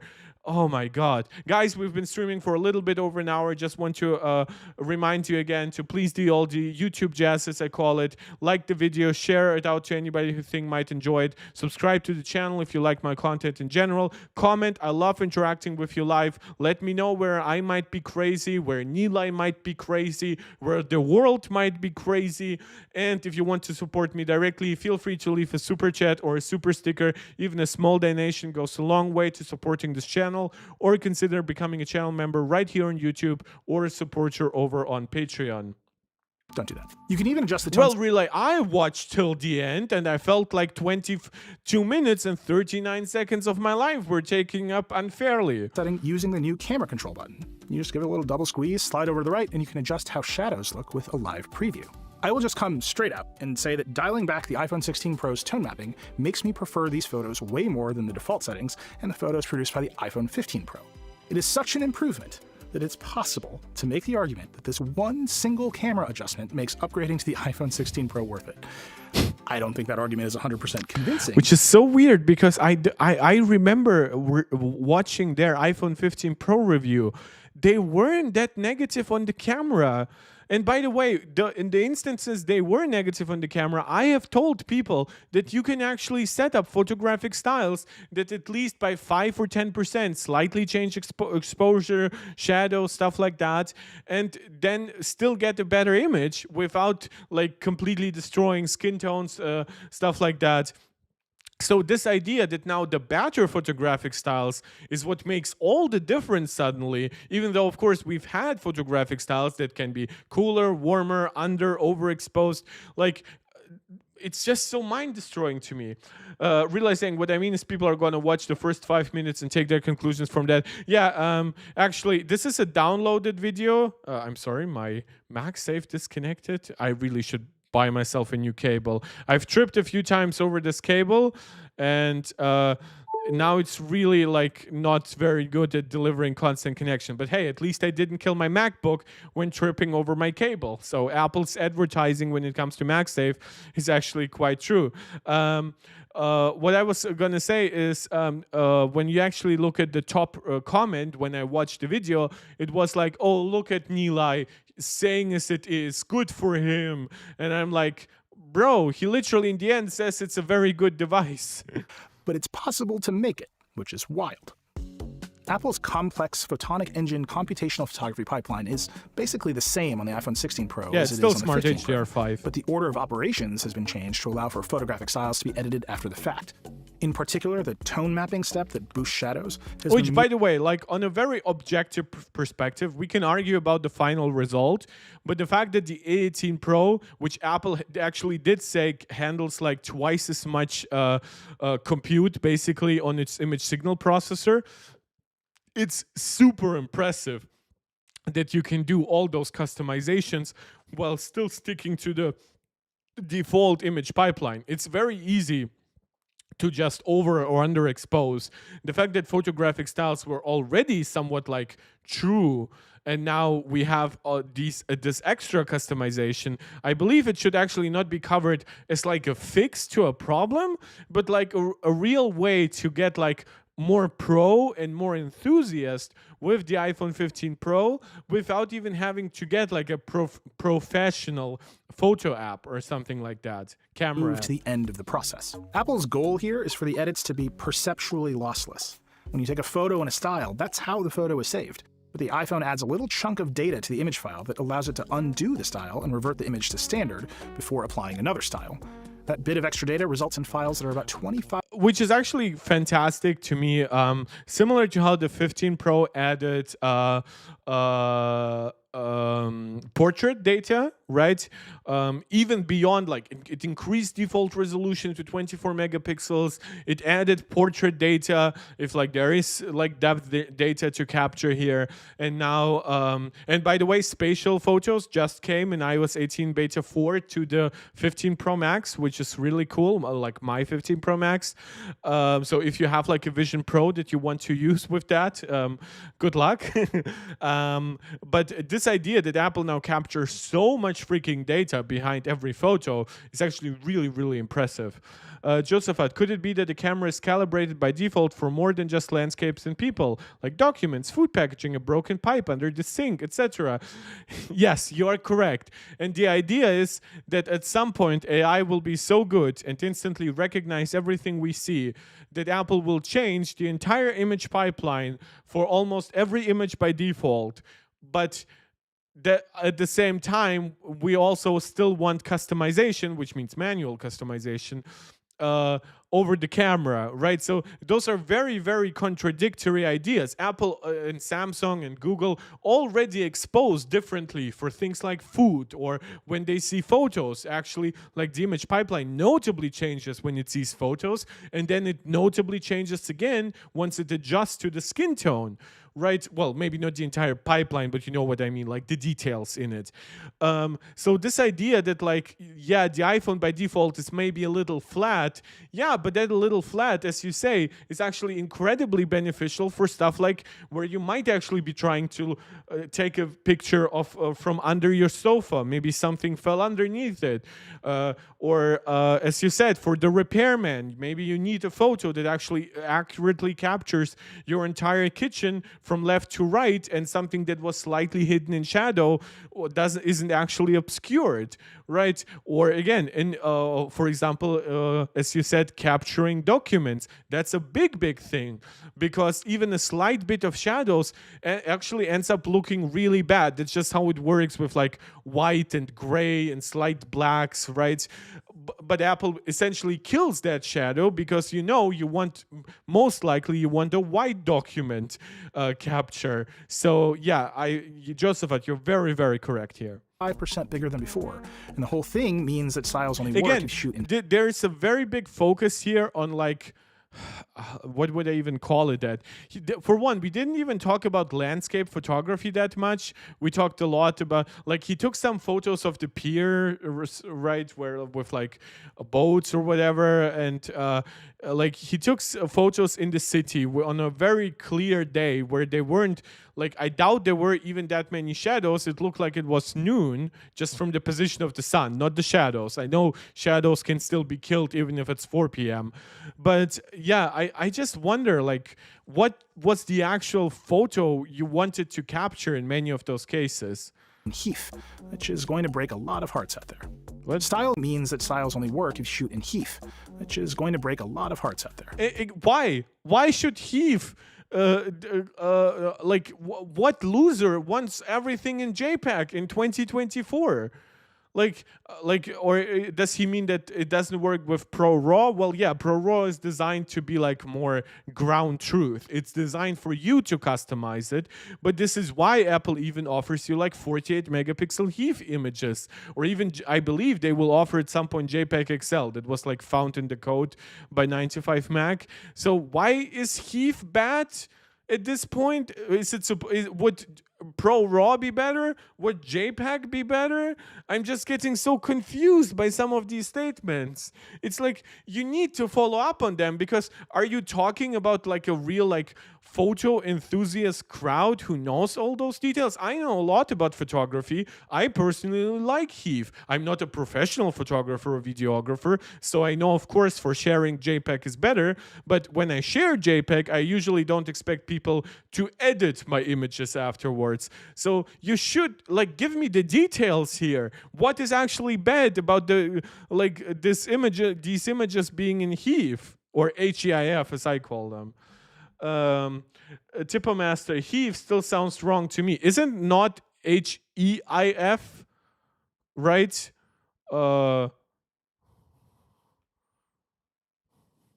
HEIF? High efficiency image file format, yeah. It's HEIF, so HEIF even doesn't even make sense to call it that. In German, it would be Hive, but that's an entire different discussion, because our E and I combination makes an I. Styles overall aren't really made for professional workflows. The only way to adjust them is with this fiddly D-pad control. You can't apply a style to a bunch of photos at once. Again, why do they need to be made for professional controls? For professional controls, you actually capture ProRAW or RAW, like outright RAW, that doesn't have pretty much any customization. It's almost sometimes a black and white image, and then you customize it later in an app like Lightroom. That's what professional photography looks like. This idea that photographic styles, are supposed to be pro? No, they're supposed to be styles. And trying to keep track of which photos have which styles applied requires staring into the absolute abyss. Why? Why would you need, like, this is where I get like really confused, guys. Let me know, am I going completely crazy? Why would you need to know, as a regular consumer, which photo has which photographic style. You just look at the photo and you ask yourself, do I like the photo or not? Why do you need the detail? Is it JPEG? Is it HEIF? Is it photographic style A or photographic style C? Why does any of that matter in a consumer-focused review? Of iOS file management. The Photos app in macOS Sequoia will be able to adjust styles when it ships, but Apple won't say if third-party apps will be able to support styles in the future. The more you play with styles, the more it seems like Apple has simply given up on having a point of view for what this camera should look like. No! Google. Their default point of view is the default. That's what it means. They want warm images. They want images that give you a lot of detail, which usually that's where like brighter exposure comes in, so you can actually see what's on the screen. They want a nice popping HDR, which works really well inside their Photos app. I can define you they clearly prefer warmer images over cool images. Like they prefer night mode that actually looks like night, so they won't boost the sky, for example, to be super bright, but they will still try to capture as much detail as they can to make like houses and people brighter, for example. I could explain all of that to you, and I'm not a professional reviewer. I just watch reviews. I, of course, review devices too whenever I get them, but I don't have every single iPhone at my use. I don't have a direct communication line with Apple, so Apple can tell me when new Apple intelligence languages come out. I just learn from what I see. Makes a lot of noise about its Real Tone project, which is supposed to allow the Pixel Really, to this capture review is accurate hurting skin your tones for brain. all It's kinds of hurting my people. heart. But Apple's solution is to simply let people choose their own skin That's tone not using the true. undertone. Like Apple has done a lot to improve default skin tones for like Asian Americans, Asian people, black people. I just want to say African Americans, but not everything is America, right? And we have people who do actual reviews who actually have different skin tones telling you that, yeah, it works pretty well for me. Styles, which works, although it often changed more than just skin tone in our test photos. Undertones Yes, also apply of course. It's not supposed to change only skin tones. Photographic styles goes beyond skin tones. To everyone in an image. So if you take a photo of people with a range of skin tones, they're all going to get the same effect. By the way, you can still see that all of them have different skin tones. So again, Overall, I get the idea behind undertones, but the execution feels like it needs a little bit more refinement. By the way, totally fine statement at the end, right? But that's not what it sounded like. It sounded like the way he described it, it was like, oh, it's a somewhat passable solution at best that Apple uses to cover up big issues, right? Am I wrong? Isn't that the impression you got from how he described those new photographic styles, undertones, whatever, right? And now he jumps to, oh, they're actually pretty good, need a little bit more work, B+, like the way he makes it sounds right now. The actual, disconnection between like everything that led up to the end statement, it's effing with my mind so hard. The entire vibe. We watched like 3 minutes in the last 20 minutes because I had to pause all the time because of that intellectual disconnect. Controls is very much, you figure it out. Every now and again, I'd be using this camera and find myself wondering where the line between complete creative expression and pure nihilism is. Like, do we even want cameras This to is capture not as reality? funny as he thinks it is, but two people ever really experience at the least same thing it's at the same better time? than Can a review single without any slider humor. control absolve the camera of responsibility for accurate skin tones? Are skin tones even something we can capture with camera lenses in physics? Or are they actually a complex collision? I don't have a lot to say about the mood styles, which are very fun and expressive. They're a lot like the popular Fujifilm recipes. Variant basically fell in love with them. As a Fujifilm user, oh boy do I love my film recipes. These are basically Apple's version of those. They're divided in two main categories, the undertones, which we have talked about, and moods. Moods are the ones with more aggressive edits, so you can By the way, guys, we're now over 10 minutes into the video, and we are still reviewing the camera. If you were shooting on Ektachrome. Or you can go greenish blue cyan, like Cinestill. Or you could just keep it simple. Really, the joke was that technically it might not even be Apple's fault, but all of camera capture might be so subjective because of the fact that even our skin might not have a very defined skin tone, but our skin might be a complex combination of specific light, how it gets reflected of the melanin we have in actually our skin, and the blood vessels we have under our skin, how deep they actually are they actually dilated or not, and how that all interacts with light, shadows, and on the camera side, how it interacts with exposure,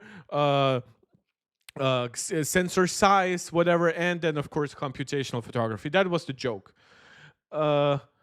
Yeah, Josepha, the lengths they go to not be Apple. It's the opposite of the Game of the Thrones scene where Jaime throws Bran off the tower, right? Where he says like, the things I do for love.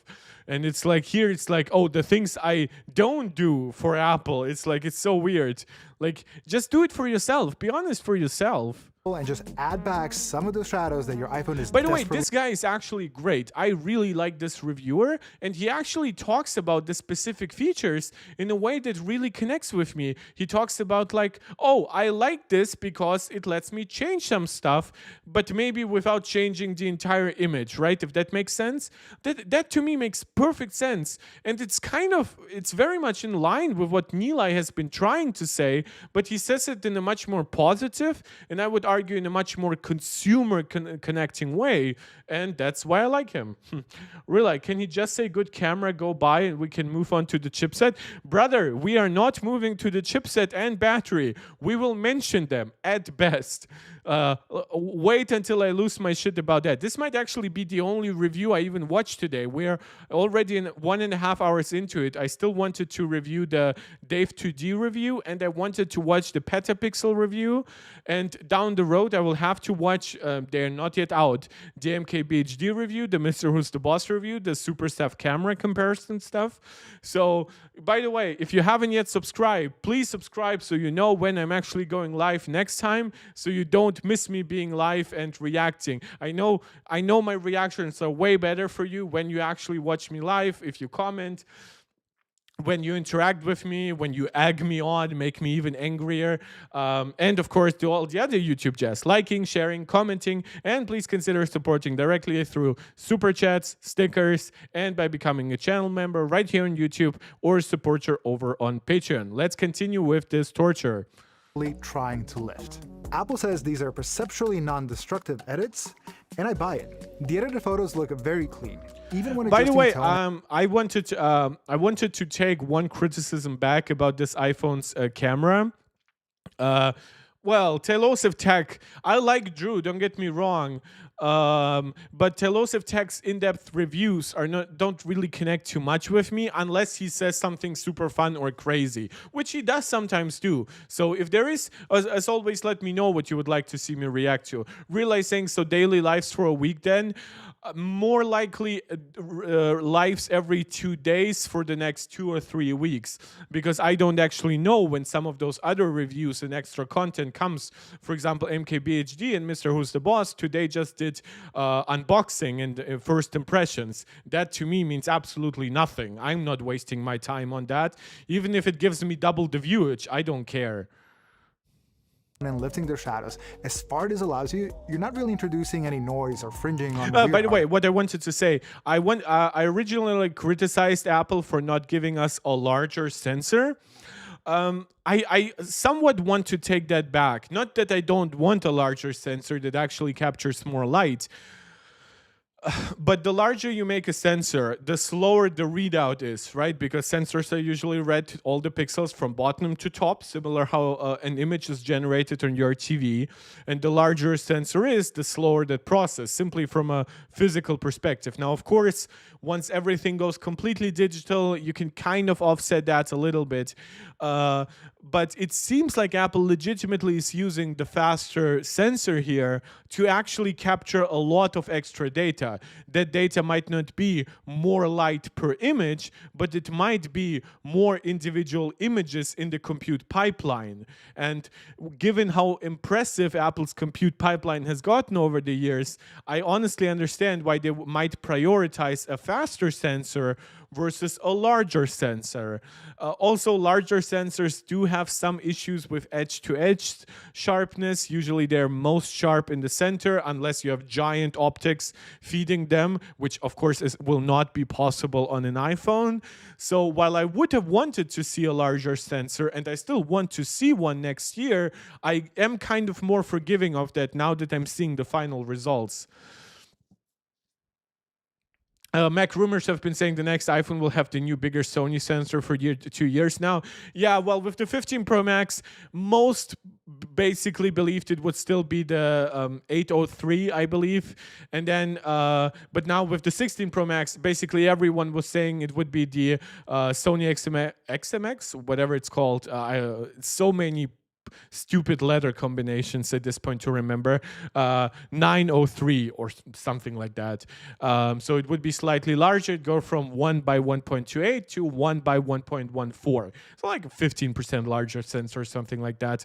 And yeah, we definitely expected it to come, but then Apple specifically said during the review, during the presentation, it's a 2.44 micron pixel sensor once you consider quad pixel binning from like 48 megapixel down to 12. But it also, they said it's a newer sensor, right? Which obviously went against the idea that it was literally the same sensor as it was before. Artifacts. If there's a specific style you like, you can set them as your default and never worry about it again. So that's all the photo stuff. Let's switch back to video. So guys, we are there aren't 11 that many minutes changes to in video and we this year, but there is stopped one that I talking cannot about get enough of. photos You can now shoot to move 4K on in to 120 video. frames per second, and I absolutely love it. At the festival in New York City, I asked a bunch of people to take their video portraits, and well, here's what we walked away with. Oh, also, by the way, another thing where smaller sensors are in a way technically better than larger sensors is rolling shutter. Because you can read out the sensor a lot faster, so you reduce the potential for rolling shutter. Now, again, I still want Apple to give us a larger sensor, but they haven't screwed us over with the same sensor size is what I'm trying to say. They're definitely utilizing the faster sensor and the capabilities of the A18 Pro to still deliver us some noticeable uplifts. It's just if you really wanted a big boost to, for example, low light behavior, for example, I would have really liked to see a larger aperture. Yeah, that's not happening, unfortunately. So the physics are kind of the same. The f1.78 aperture of the main lens really helps to make people stand out with a subtle focus fall off. In daytime and good lighting conditions, it is such a joy to use, especially when reviewing these clips on an iPhone's display. Clips are sharp and vibrant. I truly could not stop filming in this mode. In low light, the iPhone's aggressive noise reduction will turn that footage a bit softer. It still looks great on your phone. I mean, you're saying it's aggressive noise reduction, but it's kind of necessary for the videos people actually want.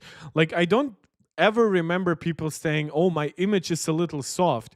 I definitely hear people complaining about very grainy images. So I definitely believe that Apple is making the right computational decision here. But you will notice it on a larger display. It's still very usable, as you can see right now. You can also record this footage in ProRes log, and it makes it much more flexible in post-production. But you'll need to come prepared. You'll need an exFAT formatted external drive with a Thunderbolt 4 cable. By the way, you don't. The iPhone doesn't even support Thunderbolt 4. The iPhone supports 10 gigabit per second.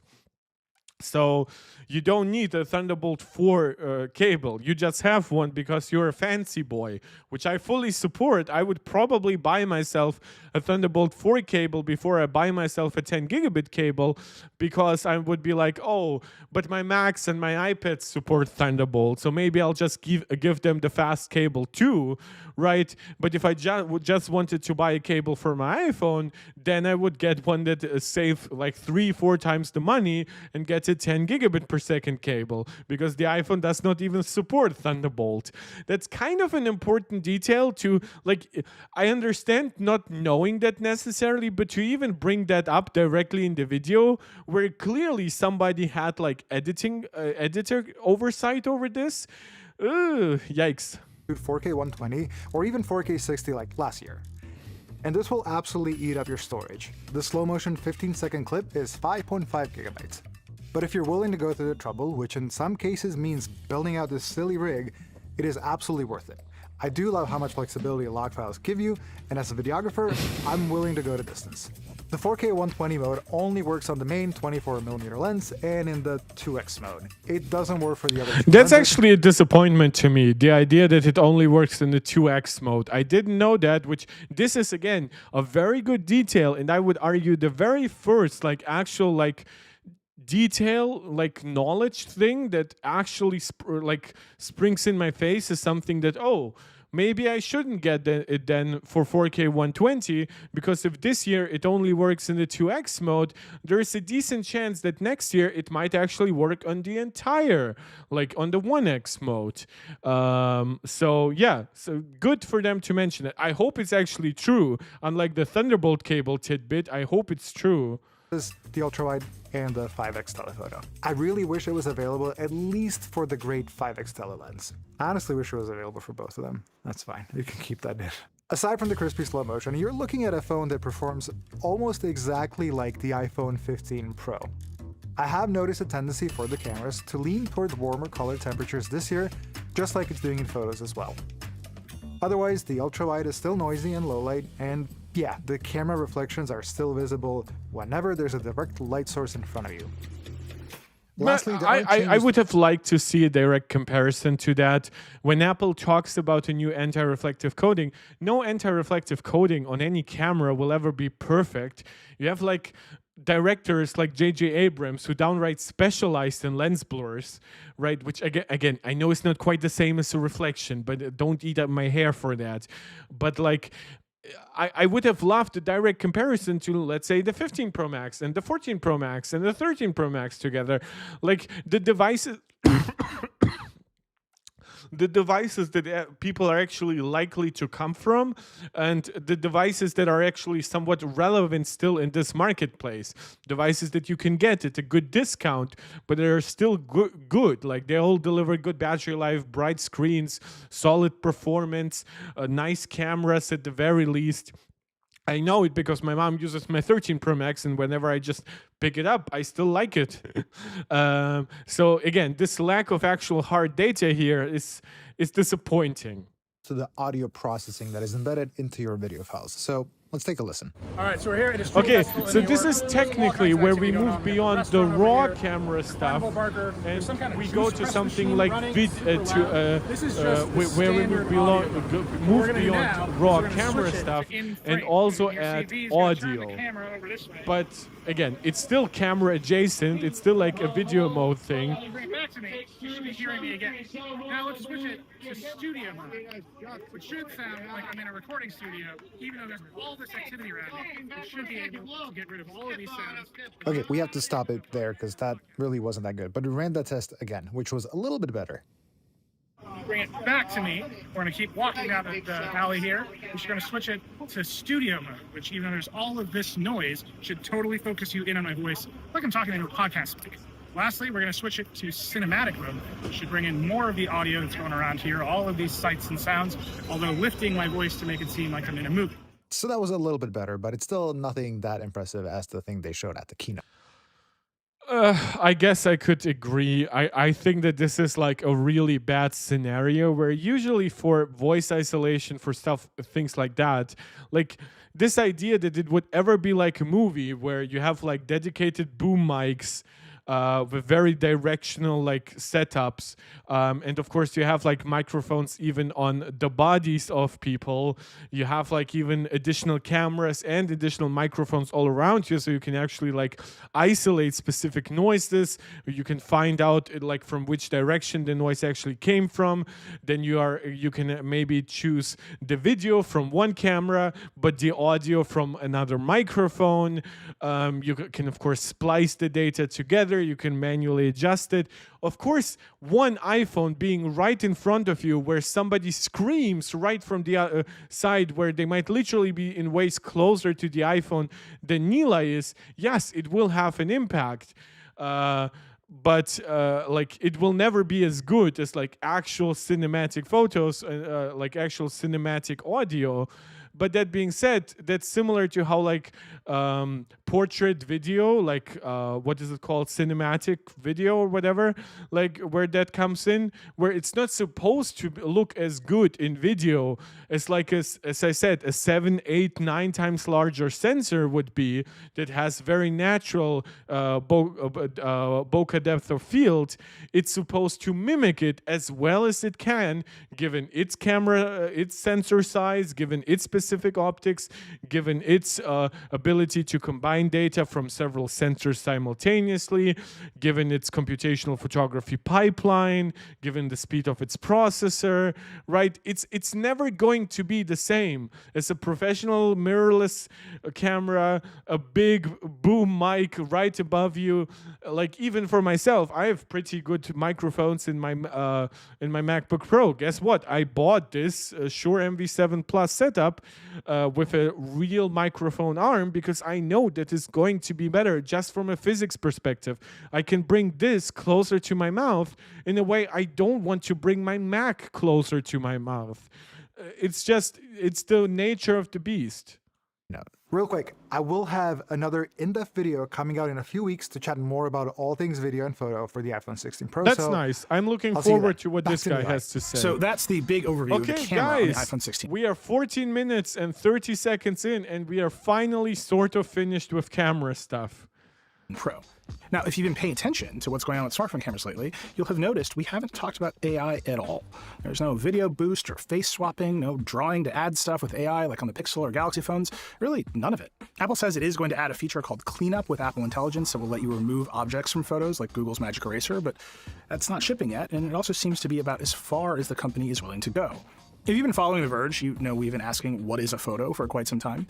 I asked Apple's vice president By the way, of camera a software really engineering, good quote, and it's a shame that Apple only gives these kinds of quotes to big outlets like The Verge. I know those comments, of course, get shared out to a broader audience anyway and to other tech reviewers, but what he is about to say now was actually very interesting to me. It very much connected with me because I have in the past struggled to define where I would draw the line between like AI photo or not AI photo, and the way Apple describes it really connected with me. And it's a shame that I would have loved for them to even say that directly during the keynote and not have to wait for like a review like this. Joseph was saying, I wish they would focus on scenarios where they actually can replace the external microphone. That'd be useful. Yeah, just in general, like I would like even that contortion that they had with like a small microphone there, give us a comparison between those devices. Bro is borderline making a philosophy video. Who, me or Nilay at this point? Because kind of both, right? John McCormick about Google's view that the Pixel camera captures memories instead of photos. And he told me Apple's definition of a photo is, quote, a personal celebration of something that really happened. That really happened. Apple tries to ground everything it does with the camera in the history and that traditions connected with me. Like personal celebration, of course, that leaves room to interpretation. But the fact that Apple says it really has to happen to qualify as a photo, that to me makes sense. photography. The new photo styles, for example, reflect the long history of stylization in photography, which is something like 170 years old. So for now, at least, Apple's answer to what is a photo is things that really happened, even as its competitors make that line fuzzier by the day. Everything else about the iPhone 16 Pro is incredibly incremental. The display now goes down to 1 nit of brightness, which is very nice. The display should also have better sustained high brightness thanks to a better cooling system. But yes, it's technically still rated at the same 2000 nits of peak brightness and 1600 nits of HDR brightness. So I would have liked to see some tests here. But yes, they're rightfully mentioning that it goes down to 1 nit, which should be nicer on the eyes. As somebody who's been reading the Silmarillion recently, I definitely can tell you that I would like for my iPad and my iPhone screen to get dimmer in low light scenarios. For not waking up your partner while you doom scroll in bed. Those displays are also bigger now. The Pro is 6.3 inches, while the Pro Max has a 6.9-inch display, the largest ever on an iPhone. The bezels are smaller, so the bump in screen size didn't make the whole phone that much bigger. I would have liked to know simple things, like, for example, if you're watching a 2x1 video inside YouTube, is any of it, or more or less, like definitely less, covered by the dynamic island, because the screen, of course, is larger. The aspect ratio itself might not be different, but the percentage that the dynamic island takes up on the screen is smaller than it was before, because the screen is larger, but the dynamic island is the same size. That's how proportions work, at least I think. And they're the same thickness as the 15 Pros. The slight increase in the size of the regular Pro isn't really noticeable, but the 16 Pro Max feels meaningfully bigger than the 15 Pro Max. I have big hands, and I've always picked the big phone. By the way, nope, he does not have very big hands. I know, like, men love to say that. I have thick hands. I don't have big hands. Doesn't say anything else about me being big or no, because, like, some people might make it about hands, but some people might make it about nose, and my nose pretty big. Just saying, I have a big nose, the biggest nose. If you forgive me some Trump here. But yeah, like MKBHD has big hands with very long fingers.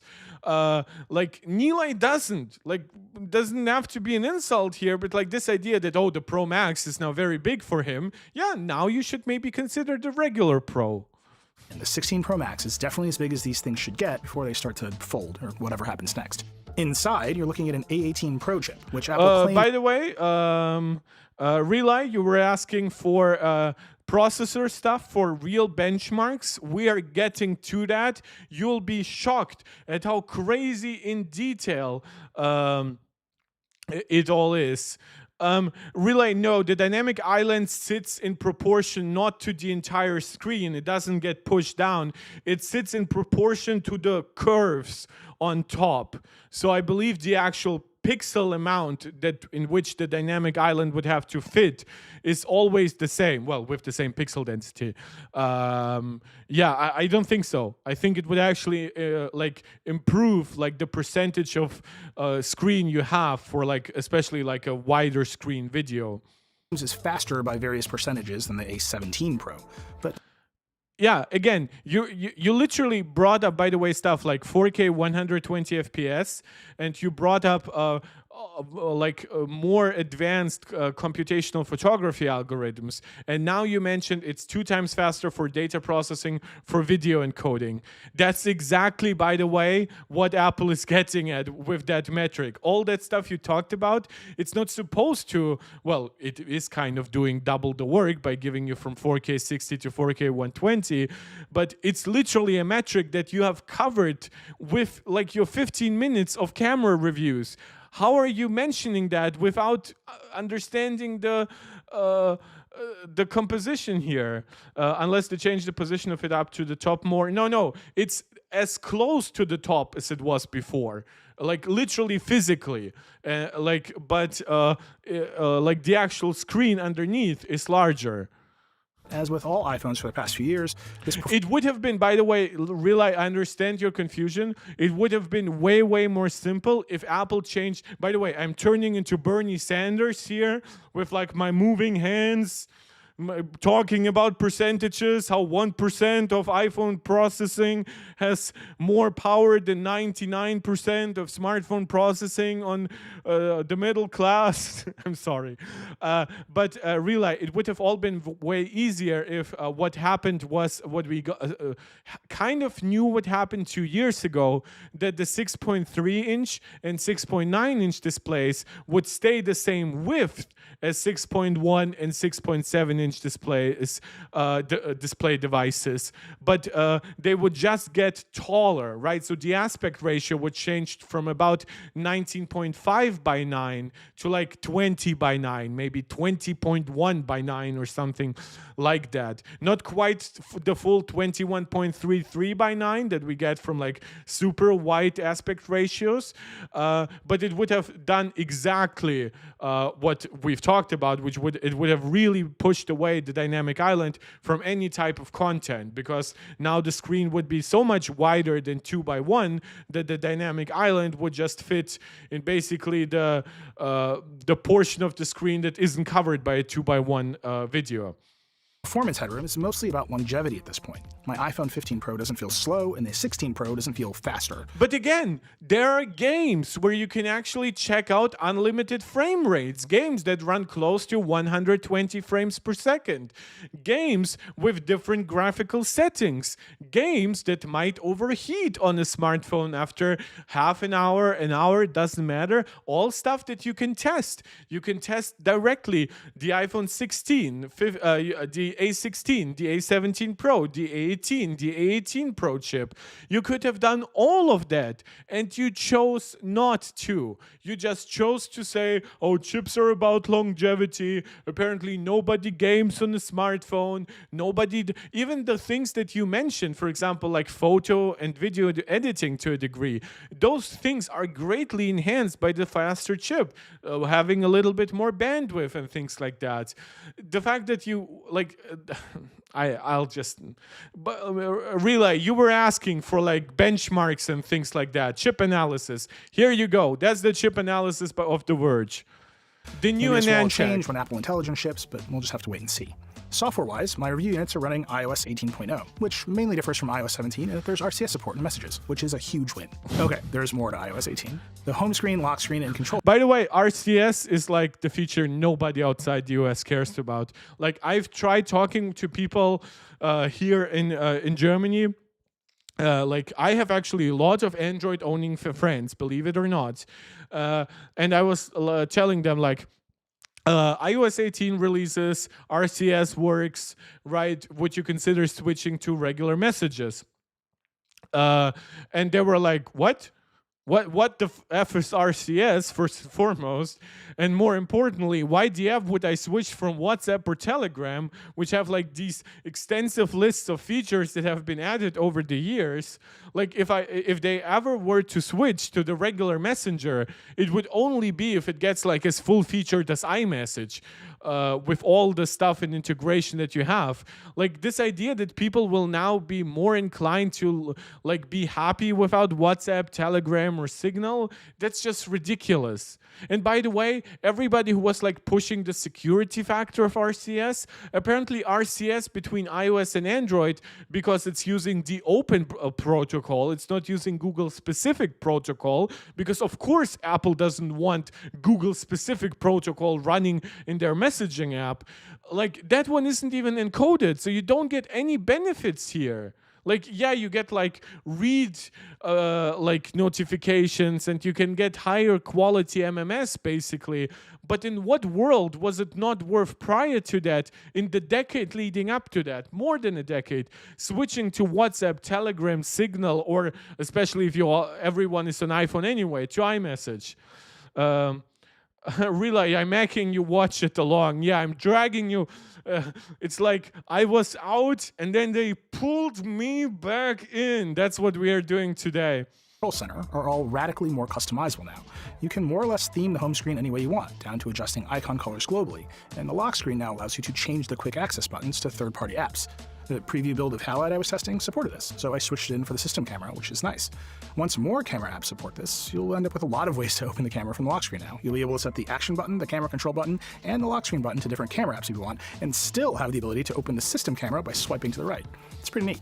The new control center was a little bit of an adjustment. If you're like me and you've used it like pure muscle, if you ever doubted that Nilay is camera obsessed, that idea of setting the camera, the camera control button, the action button, and the lock screen controls to different camera apps, so that you can then use the swipe left move to open like the system camera, the default iOS camera. So you now have like between 4 and 5 different camera apps that you can toggle all from the lock screen, and even when the screen is closed, you still have like 3 cameras.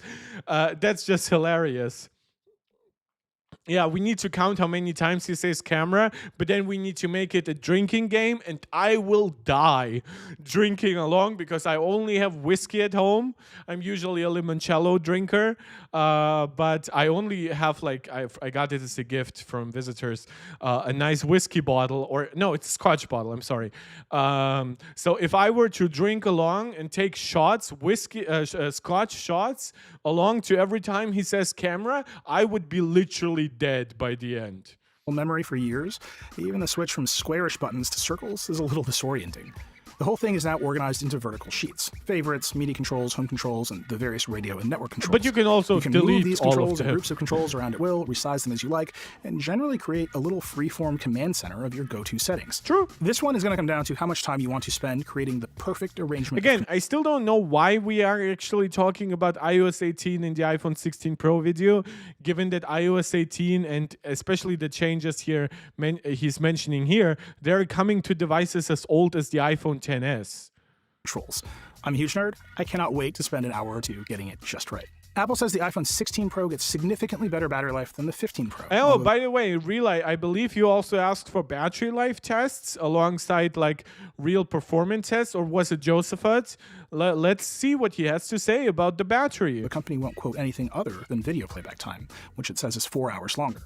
The Pro Max is supposed to have the best battery life ever on the iPhone, a claim which is also apparently measured only by video playback. The battery certainly... So, by the way, now that we have a very reasonable baseline for complaint, right? Well, guys, you know me, especially those who watched me maybe for a little while. What would my complaint be if I say the Apple website, or what would my approach be if I was a professional reviewer and a company like Apple was only giving me video playback battery life, which I have said on this channel time and time again and on my Twitter account that I don't believe that's a sufficient metric for battery life testing. What would my approach be? My approach would be, well, then test it with something else. Test it with browsing. Test it with gaming. I already showed you guys, as much as they are kind of an Android device-focused outlet, right?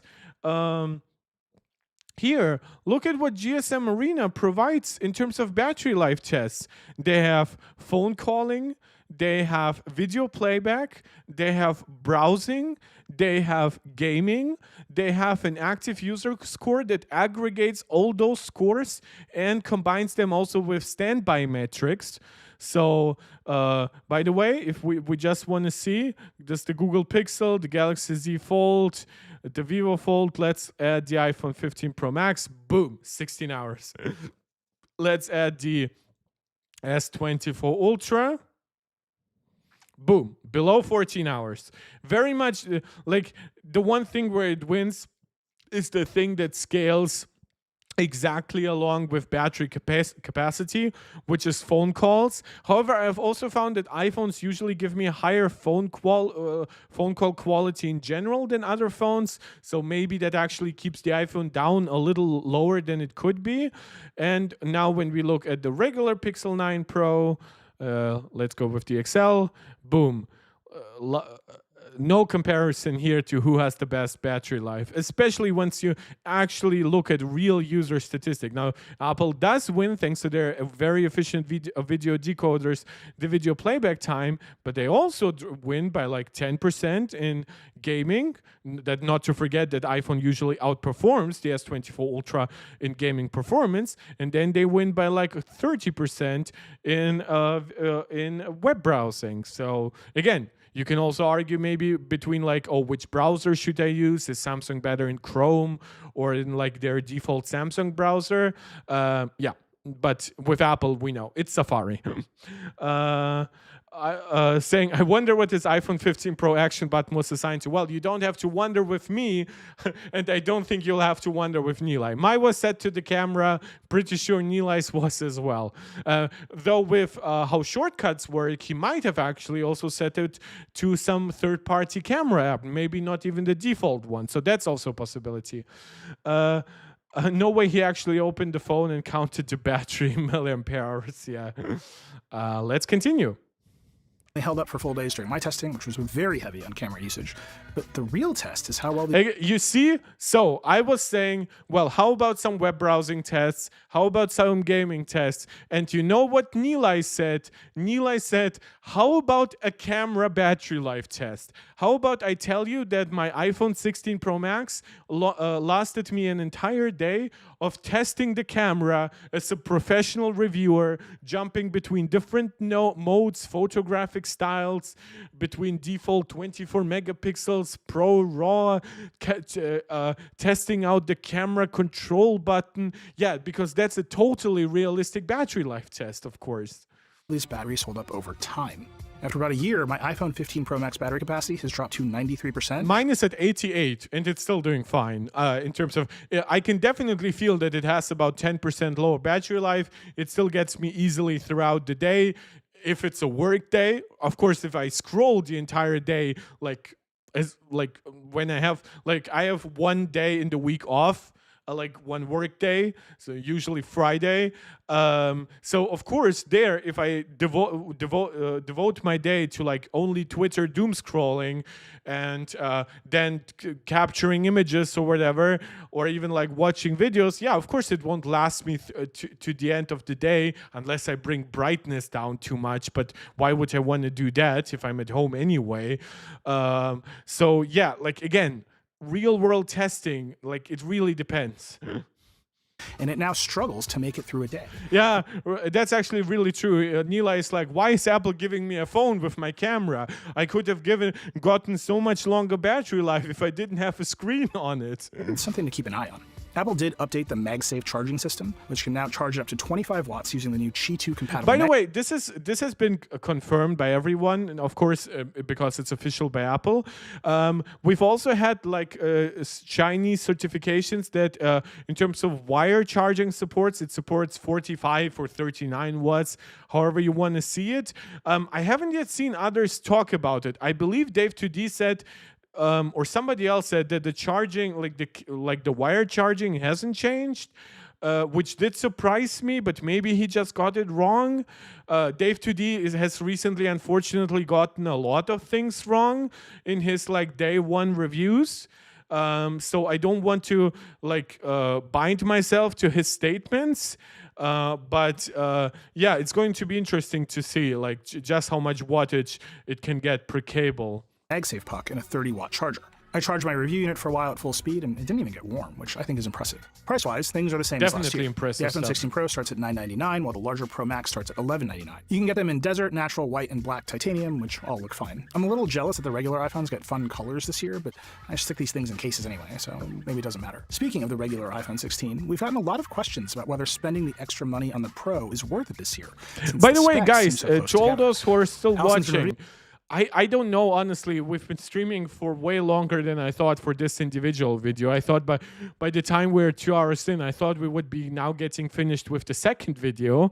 But since I'm not really sure how long I can stream, can you let me know what you would like to see me review next? Should I maybe, because we've already talked so much about the camera, should I wait for the petapixel review maybe until tomorrow? And then maybe we can then much more quicker get through Dave 2D's video about the iPhone 16 and 16 Pro. Because it's actually a pretty compact, nice video. It does have some more hard benchmarks, so to speak. So yeah, let me know what you would like to see more. And of course, we are now 2 hours into the stream. So again, all the YouTube jazz, as I call it, subscribing, liking, sharing, commenting. And if you feel like supporting me, giving you extremely long streams and getting riled up with you about The Verge, please consider leaving a small donation in the form of a super chat or a super sticker. And of course, you can also become a direct supporter of the channel by becoming a channel member right here on YouTube or a supporter over on Patreon. Reviewing the regular iPhone 16, here's what she thinks. If you're thinking that this is the year to opt out of the Pro series and maybe pick up the 16 or 16 Plus, my answer is a resounding maybe. For someone upgrading from an older non-Pro iPhone, I think the answer is an easy yes. You get the action button that was only on last year's Pro models, the camera control is here, and the colors on the regular 16 believe me, really I'll cool. give you a also lot get of an A18 chip. It's not analysis the down the A18 Pro road. chip that's I in the even Pro checked, models, but well, I can it's check in it the same actually generation, again. which hasn't Like, been the case with the has last few Geekerman iPhones. Prices are the same this published year. It's $799 for the iPhone 16, $899 for the iPhone 16 No. Plus. So it kind of feels like you're They getting have some the decent Johnny improvements without Cerrucci having to video. pay a bunch of extra money. That's great. And of That course, said, there are still Anantech good is reasons gone, to but pay they up for the didn't 16 haven't been Pro. testing You still don't get a telephoto lens smartphones on the in a regular while 16, anyway. and yeah, you get that 2x crop zoom, and it's fine, but you don't get the quality or the reach of a dedicated 5x lens. There's no ProMotion display here either, so you're gonna have to settle for a standard 60 Hz refresh rate. For what it's worth, I got used to it pretty quickly, but the Pro screen is noticeably smoother. It's 2024, Apple. What's the deal? Just put a The deal is because most people, and Linus Tech Tips actually said it correctly, most people don't even notice ProMotion, much less care about it. Like, the reason why people care about the missing telephoto is not actually that they specifically want 5x zoom. It mostly comes down to the feeling of, oh, this one has 3 cameras versus 2. Right? I believe that's where people have this factor of missing out. Before Dynamic Island, on the regular models, people were like, oh, there's a notch here, but there's a nice cutout here, right? Now that we are like 2 versus 3 cameras, we're A18 versus A18 Pro. So really the most notable change is the lack of ProMotion on the non-Pro models.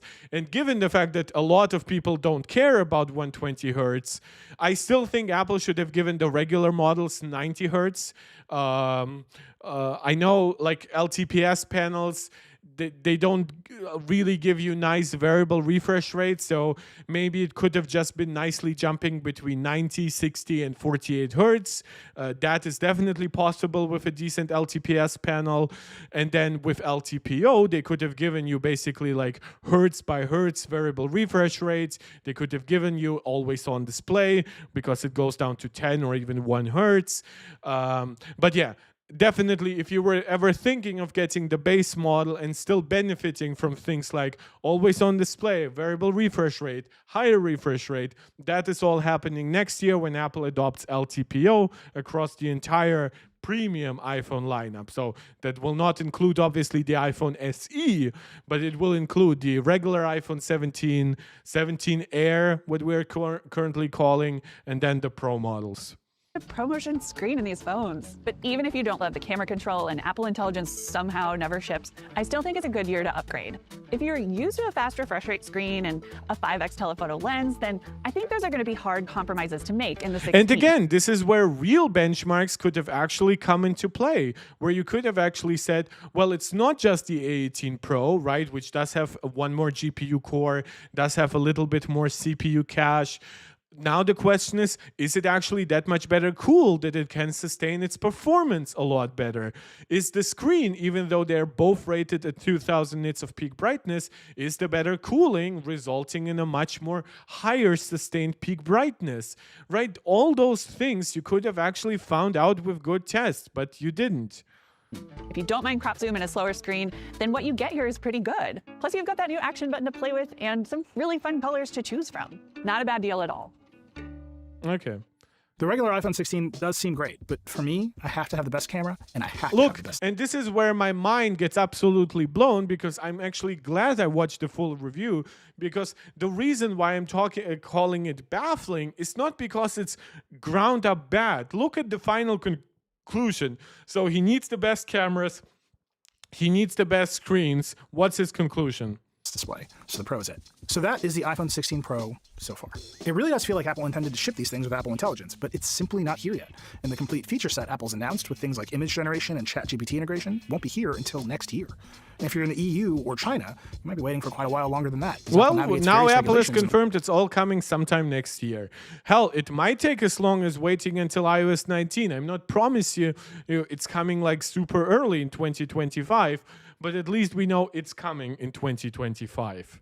Those regions to even launch the stuff at all. All of that is to say that the iPhone 16 Pro as it exists today is a remarkably iterative update to the iPhone 15 Pro. And the again, 15 there are also other things here, though, that needed to be mentioned. For example, every iPhone 16, 16, 16 Plus, 16 Pro, 16 Pro Max supports Wi-Fi 7. That's not a big upgrade over the regular Wi-Fi, the regular quote-unquote Wi-Fi 6E in the 16 Pro, but it's still an upgrade, and it's a big upgrade over the basic Wi-Fi 6 in the iPhone 15.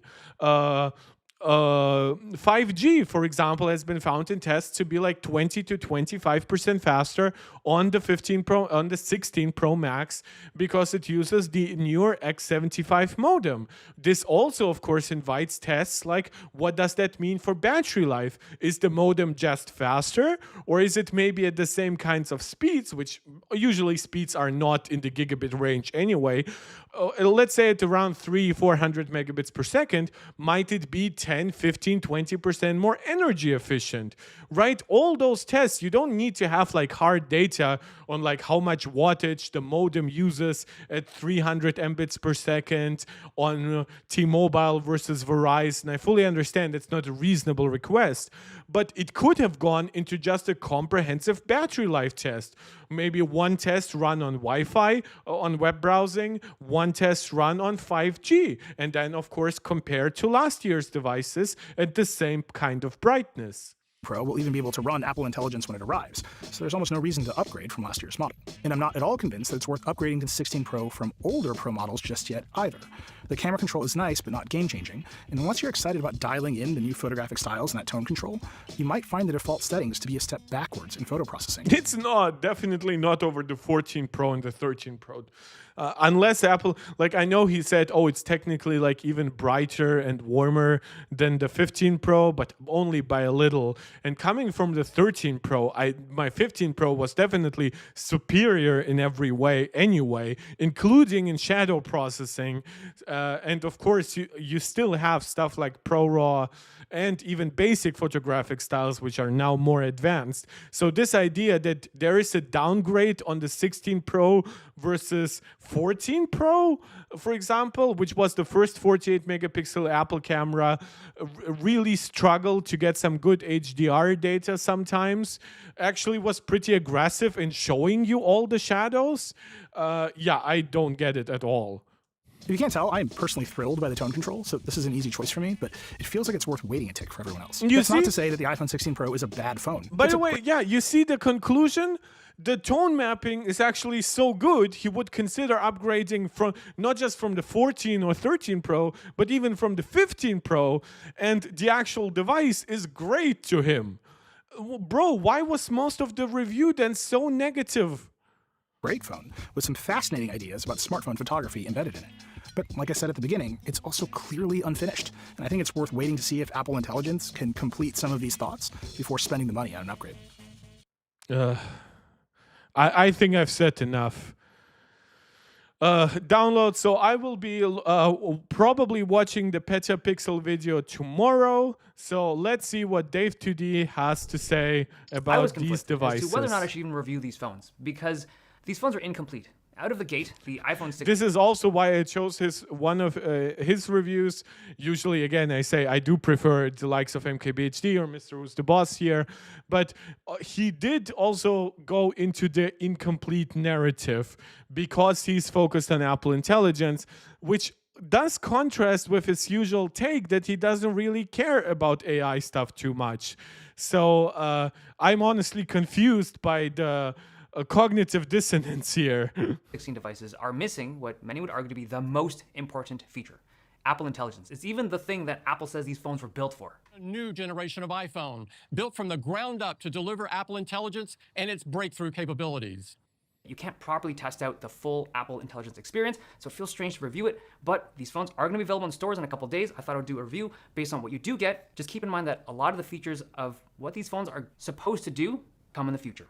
Okay, when you unbox the phones this year, the classic Apple stickers are no longer around. It's just paper pamphlets, and then the charging cables are coiled up into ovals instead of the circles from before. They're the same length of cable, they're just wound up differently. Yeah, I've seen people ask if it's now a 2-meter cable because of how it's differently positioned. I believe they've literally done so to save on like a millimeter of thickness inside the box by basically putting it all into the two-dimensional space.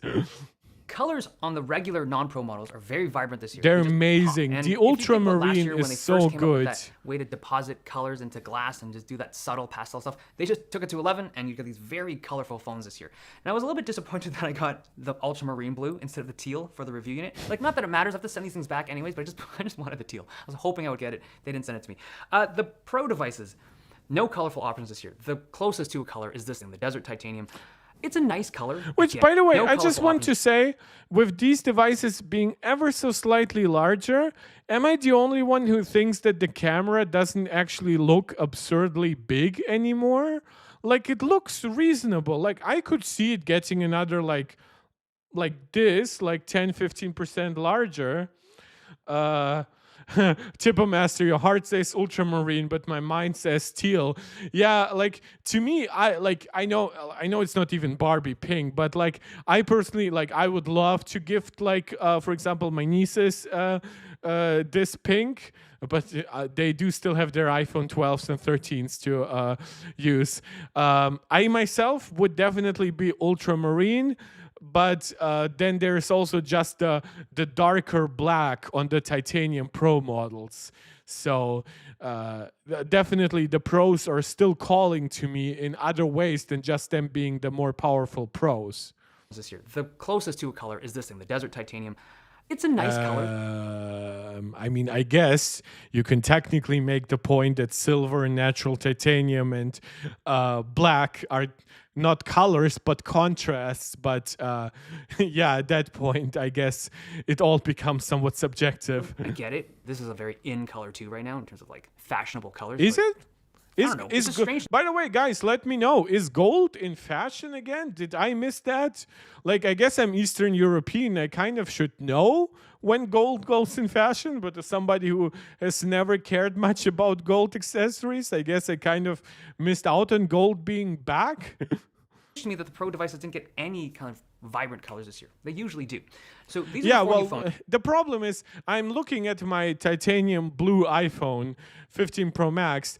That definitely wasn't a very vibrant color. It was a color, and it was more vibrant than the rest, but it wasn't definitely a very, very vibrant color.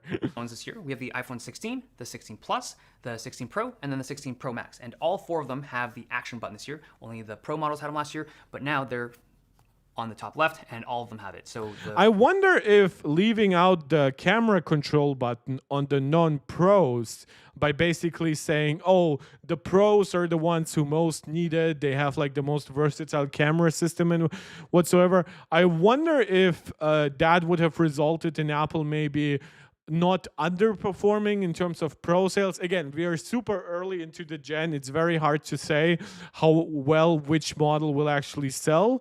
But it's just interesting to me. Like, maybe giving the regular models both the action button, and which technically, of course, can be configured to cameras, and the camera control button, which of course also adds cost to the materials, which the 16, by the way, is in general like pretty well redesigned. Like, apparently the battery life, the battery is actually this electronic adhesive. So I believe I read at a 9to5 Mac that it was officially confirmed. iPhone 16 reviews, 16 Pro reviews. The Ultra just get better. Here, the iPhone 16 is more repairable than ever. Here is what's changed. 3 key internal iPhone 16 changes plus a new software tool. So what have they done? You can there's a new adhesive design to the battery. So if you apply like voltage from a 9-volt battery to it, it just disconnects the battery, right? And then you can reattach it. So this is how Apple reduced their reliance on glue. And obviously, if you get like a self-service repair kit, now you don't need those giant like heating fans in a way that are designed to melt the glue away. The LiDAR scanner, now that is for the Pro and Pro Max, have been made serviceable, as is the True Depth camera, and it all now works with the Repair Assistant features. With this feature, repair professionals and consumers both will benefit from having Apple's system install the necessary calibration data, which of course was a big issue for stuff like True Depth cameras and things like that, because they have to capture very precise data because they're biometric data at that point. And it seems like if you have a genuine part with this software, you don't need actual like validation tools like real hardware. You are getting those improvements. That being said, this specific improvement, like with the battery and the adhesive that I talked about, that one is iPhone 16 specific. So similar to how the iPhone 14 and 14 Plus were the first iPhones that could be opened from the front and back, while the 14 Pro Max at that time kept that the old internal design. The iPhone 16 does have the new battery and the way that it connects, while the 16 and 16 Pro Max seems to be keeping the older battery like tech with adhesives. That being said, the 16 Pro and 16 Pro Max do have the actual newer tech inside the battery with the supposedly better battery chemistry, and of course the metal casing around the battery that helps a lot with cooling. So Apple definitely is innovating on a lot of different fronts simultaneously, and it's all in line with that the EU has ordered Apple to make battery repairs much easier. So I would very much believe that the 17 Pro and 17 Pro Max will make battery exchanges just as easy as this year's iPhone 16. And thankfully, everything they've done here has not impacted in a negative way water or dust resistance, so that's pretty cool. Yes, so that's one detail I just wanted to mention. Regular iPhone 16s no longer have the hardware toggle, which I think a lot of people are going to miss. And then on the right side of each phone, or like the right edge of each phone, there is now the new button, which is called camera control. I don't like calling it a button, but it is a button because you can press down on it and it depresses like a button. But we'll come back to the camera control in a minute. The screens on the iPhone 16 and 16 Plus haven't changed from the previous generation. So these still have a 6.1 and 6.7 inch display respectively. They're very nice screens in terms of image quality for regular media, but they're still 60 hertz panels. And when you use them just swiping around, if you're used to higher refresh panels. At this point, we have mentioned why they're not promotion 20 times. I have said I would have preferred for Apple to at least, like with the iPhone 15 maybe, give the base models like 90 hertz. I think the LTPS tech is definitely good enough in there, especially as Apple jumped to a newer generation of LTPS that goes all the way up to 2000 nits and now even all the way down to 1 nit. So definitely a lot of room there. But as we've also discussed, it seems like the iPhone 17 will be the one to bring LTPO and full-on promotion, which includes higher refresh rate, variable refresh rate, and always on displays to the base model iPhones. Strangely sluggish for a 2024 device, especially one that costs $800 and $900 respectively. I really hope that this is the last year that Apple does this. At least that's the rumor. Yeah, now, the screens on the Pro devices are bigger. These are now 6.3 and 6.9 inches. Now, if I'm being honest, I really think most people would have a tough time telling these new screens apart from the previous generation. Exactly, but that's also why I've pointed out the cumulative effect, where not everyone might be upgrading from a 6.7-inch model, but going back to like the iPhone 11, 10s, this is where we still had 6.5 inches. So definitely room for improvement. And even if the screen isn't like a lot larger, if you compare it to something like a 12 Pro Max or a 13 Pro Max, which obviously had like that new squared off design, but they still had notches, granted different notches, and a lot thicker bezels. At this point, I believe the bezels on the 16 Pro Max are about like less than half as thick as the one that I had on my 13 Pro Max. So definitely, like, you would still feel higher immersion even if you didn't necessarily feel that the screen was a lot larger.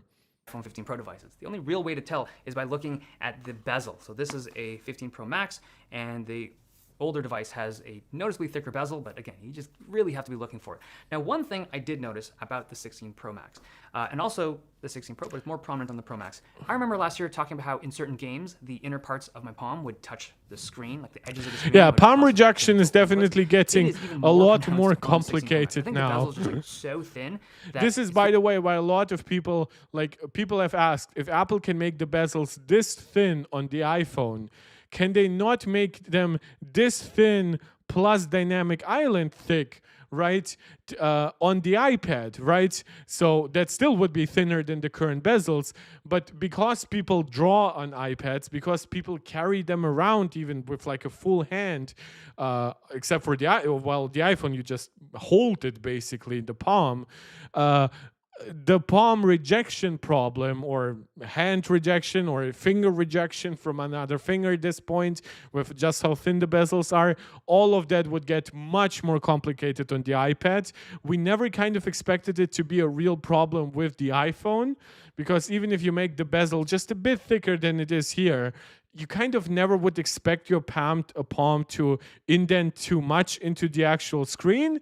But here we are. Now that the bezel is just a little over 1 millimeter thick, this is how we got here. Very easy for an accidental input on stuff like this. So I think a case fixes it, but if you are someone that goes caseless for whatever reason, you're just clicking things by accident sometimes. That's just the nature of very thin bezels. And keep in mind, this is only for games when you're like actually gripping it tight like this, watching shows and stuff, not an issue. The ceramic shield glass on the new iPhones is supposed to be 50% stronger than the previous generation, but if you do want a screen protector, the new ones from Dbrand are really good, and they were super easy to put on. Add, the regular iPhone 16 insert ad the same here. size as the previous generation, but the Pro devices are bigger because they have slightly bigger screens, but it's so slight. Like this is the 15 Pro Max versus the 16 Pro Max.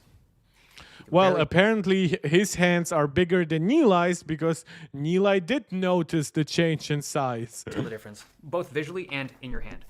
Okay, let's talk about performance. So, as here, you expect, some actual new phones, performance new chips, data. Better performance. The Pro models have a new thermal substructure, which is supposed to help with heat for sustained performance.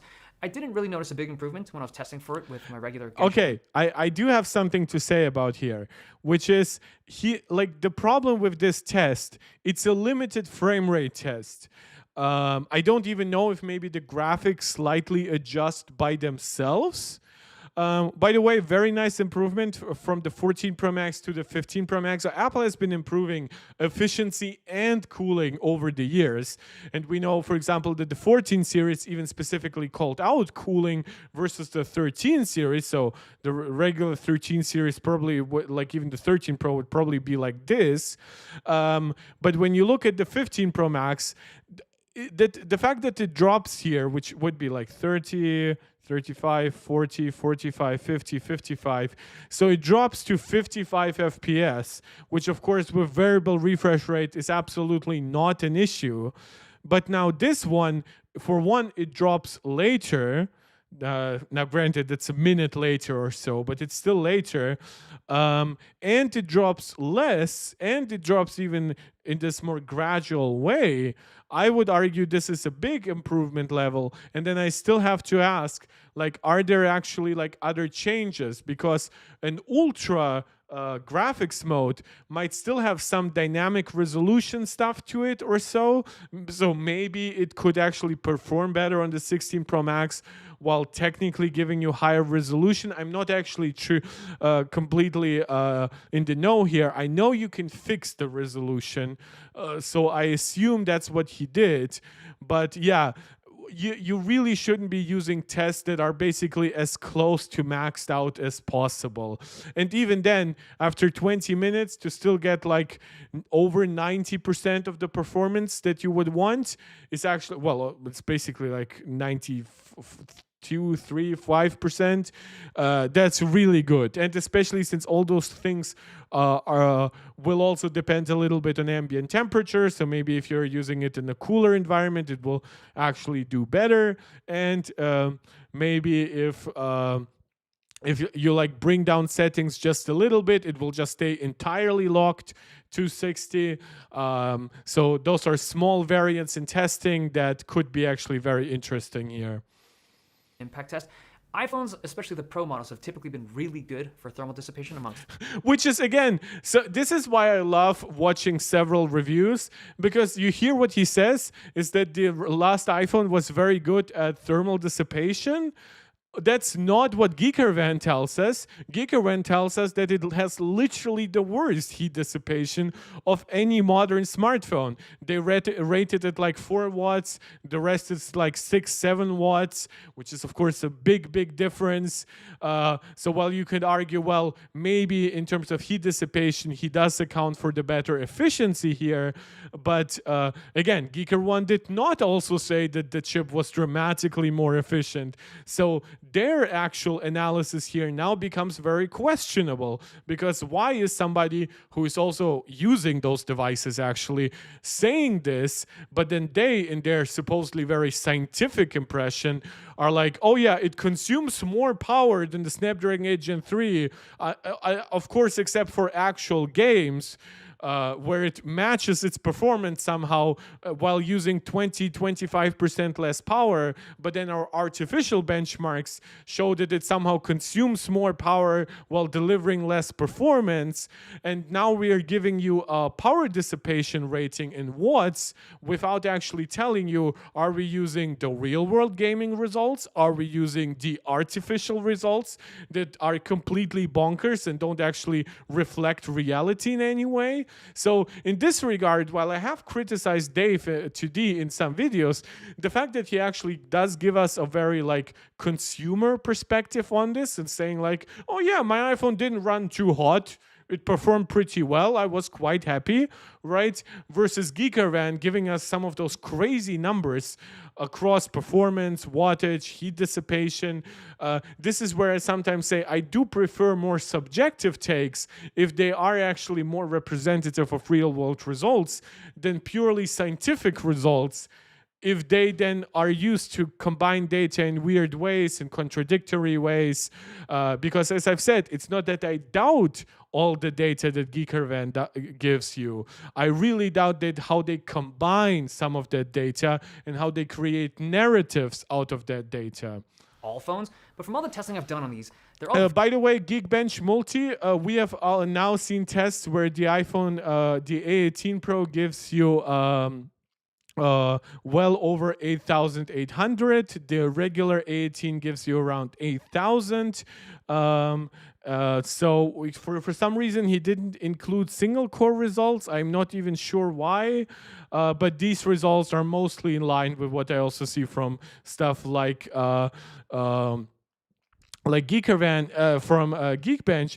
The only thing I'm really not so sure of is the A16 data, actually, because do I have iOS benchmarks here? So multi-core results, if we actually jump to the A16, the A16 was notorious for performing at least above 6,000. Knowing because I had the A15 and that performed at close to 6,000, and then the A16 was basically a 10% uplift, in some ways more, in some ways less.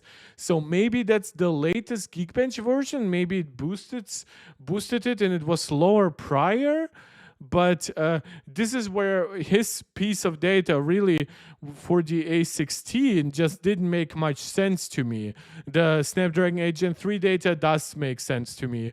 Again, Wildlife Extreme Unlimited is an older test. The fact that it's notorious for Snapdragon overperforming iPhones here. So the fact that this new iPhone actually does give you 15% higher performance, which, by the way, if you ever wonder on this, once you take the same architecture, right, how it scales, like a test like Wildlife Extreme Unlimited, you know what improved on the new iPhone by like 15 to 20%? The bandwidth. The bandwidth improved by 17%. The raw memory bandwidth, that's not even including some internal cache changes. So while again, the Snapdragon 8 Gen 3 technically even offers even faster memory, but it has a different architecture. So it will scale with a different baseline. But on the iPhones, for example, if you wonder why Oh, no, that's the DA18 and DA17. I thought DA17 and DA16 would actually be closer because they technically have the same memory bandwidth, the same 6400 megatransfers per second. But yeah, usually these tests, stuff like GFX Benchmark, Wildlife Extreme, they really scale with bandwidth more than anything else, unless there's also like a crazy change in clock speeds, which sometimes does happen, but usually not so much these days on smartphones. Very fast, and the regular iPhone 16s get a big fat GPU boost over the previous generation. It's a really nice upgrade for the regular 16s this year. They're using larger batteries this time, and from my light testing, like light load testing, it is crazy how... Again, also a test where the 15 Pro Max actually gives you great battery life. The only one that it loses out to here is from the older generation, is from the newer generation here is the 16 Plus, of course, which is interesting because wait, wasn't the 16 Plus supposed to have a smaller battery capacity? Am I crazy? Wait, do we know the battery capacity now of the? I thought the 16 Plus was going from 4,400 milliampere hours to 4,000. Did it actually get a larger battery, or is Dave getting some data wrong? iPhone 16 Plus. What's the battery capacity here?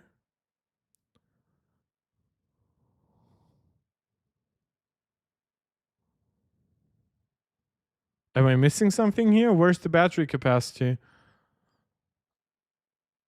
Oh, they don't know. They don't know. That's interesting.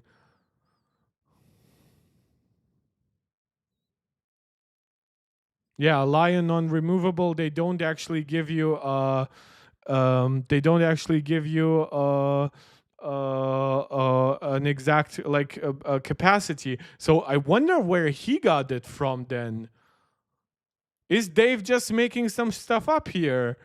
Because we know the battery capacities are increased. We know the 16 Pro got the percentage-wise the largest increase.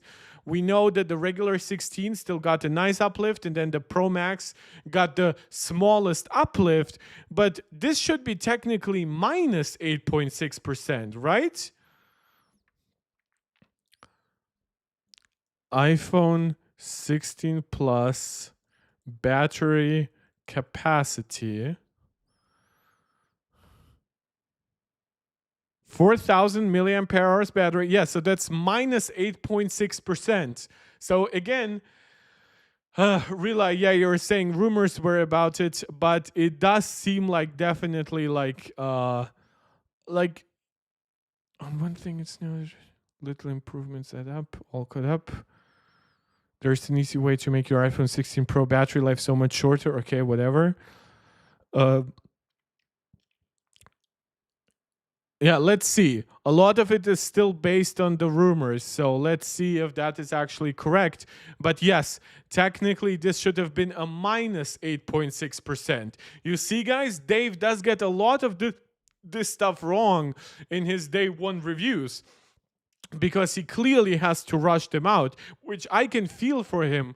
Like, it's a very hard thing to do day one reviews, but unfortunately, you still have to get stuff right.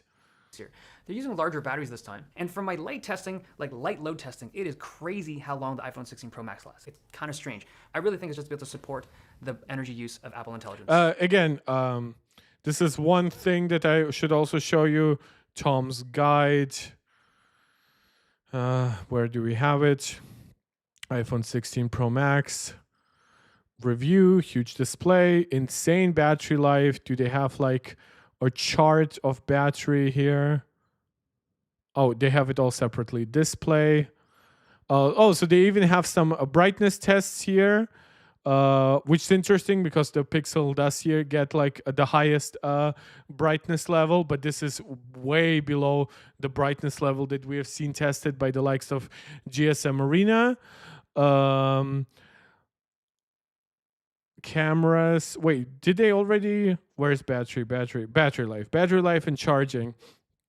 So the 16 Pro Max gives you an insane 18 hours. Again, the Galaxy S24 has always overperformed in their tests. And when you look at the 15 Pro Max, I would argue it has underperformed in comparison to many other tests.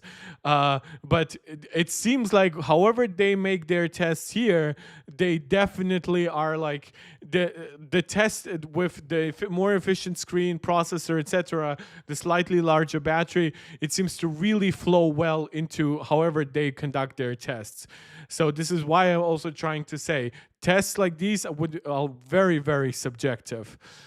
In terms of charging, you can see that the 16 Pro Max charged in 15 minutes up to 20% and in 30 minutes up to 55%. So those are all still increases over... wait, is that battery degradation? No. Unfortunately, still offer the same lame charging speed. Wait, those are not lame charging speeds. Those are decent charging speeds. They're like 7% off from the Pixel 9 Pro XL. Like, okay, I guess that's their conclusion. I'm still curious, like, what kind of charger they used. Like, do not believe the reports that the new iPhone support 45 watts charging. We tried it and it made no difference. Okay, so that seems interesting to know. Guess it will really depend. Like, I really, really want to see what GSM Arena has to say about those devices. Because I really trust their tests. They have really been, even when the iPhones, by the way, have underperformed, they've always connected with me the most and my actual user experience with devices. So let's continue. Especially for stuff like on-device image generation. So the wired and wireless charging speeds are quite fast so here. to him, he does like 30 watts power delivery here. This is wired, obviously, which does go slightly above the 27 watts. So maybe that even slightly explains how the 16 Pro Max charges up a little bit faster than the 15 Pro Max, but it doesn't seem to go to the 45 watt stuff. Maybe, just maybe, there's like a software firmware update in the works for that, but of course I wouldn't bet money on that. If you have the right chargers to pull it off, you can get some higher wattage into these devices. Okay, let's talk about that camera control button thing. Let's start off with this blue one. Okay, wrong side again. Camera control. Yeah, because so this is a because you have the millimeter wave stuff on the other passive. right? Okay. Wait, that's a non-American model. That's a SIM card tray model. Of course, yeah, then you will easier mix up the sides, yeah. Wrong side again.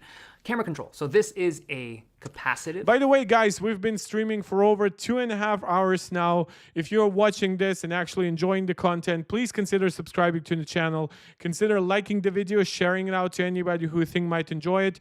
Please comment. I love me a lively live stream with all of you guys. But also, please comment once the video has already been uploaded, because that helps a lot with the algorithm. It helps us attract new users, so that would be very, very much appreciated. And beyond all that, if you want to support this channel directly with a small donation, you can do so in the form of a super chat or a super sticker, or you can become a channel member right here on YouTube, or a supporter over on Patreon. Any support is of course very welcome, and if you can afford it, please consider making it a direct donation. Pressure sensitive button type thing. Now, one of the main it's actually a real button. It does indent. It's not quite like Apple's haptic stuff. It's a real button, plus it has good haptics. Of this button is to launch a upcoming feature called visual intelligence. It's a part of Apple Intelligence, and it's designed to be able to, you press this button and it'll give you basically Google Lens functionality. You can point the camera at something and it'll give you information as well as some kind of AI assisted feedback as to what the thing is that you're looking at. Now, because it's not available yet, there's no point even talking about it. But the other thing that this button is supposed to be able to do is camera control. And that's kind of like the main name that they're giving it right now, camera control. So at the basic level, you press it and it opens the camera app. You press it again, you take a picture. If you press and hold it, it starts rolling video. Now, the basic functionality is by the awesome. way, like, this was missing from the Verge review. Not saying that they like let you to believe that this wasn't possible, but you see how effortless it is. You click it, opens camera. Click it again, takes a photo. Hold click, it takes a video, right? Or press. like the fact that the Verge started with like, oh, the button feels stiff, and oh, the button is slower than like the RAWs, or the button can be pressed quicker than the speed of processing pro RAW images. I believe even at 48 megapixels, right? Like this is how you start talking about camera control, not the way the Verge did it. I think that, with one hand, you can pick up your phone, take pictures, take videos without repositioning your hand. True. One-handed, it's awesome. But there's way more to it. So Apple has built an entire UI around that button inside the camera app. And you navigate around this interface. By the way, notice what I said to you before, what again The Verge failed to really talk about. It's, you see how the camera got simpler, right? You see all of these controls here.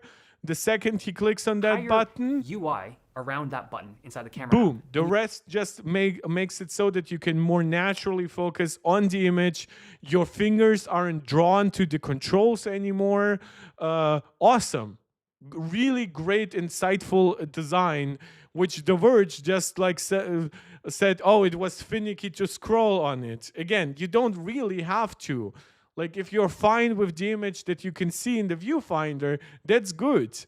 You navigate around this interface using this camera control button thing. Now, my initial impression when I used it at their demo was that it was a little confusing to use. And I thought the interface, even though simple, was difficult to navigate with all these different inputs like sliding, tapping with varying pressure. The issue is not only is it new, but I would argue that a lot of us are used to reading these specific things, right? Like getting adjusted to seeing those icons. Granted, you can see the text down there too, but like I believe that it adds a lot to confusion early on. I wouldn't argue against that at all.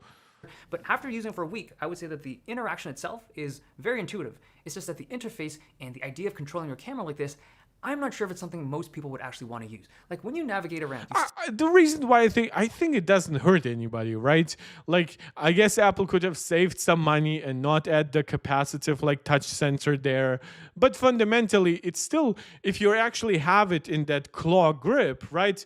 The fact that you can adjust still a few things is better than not being able to do so. But at the same time, nobody forces you to adjust it that way. So it definitely is not the, like, you know, the famous Steve Jobs moment where he said he showed to somebody like the iPhone user interface, like he was demoing the actual keynote of the original iPhone.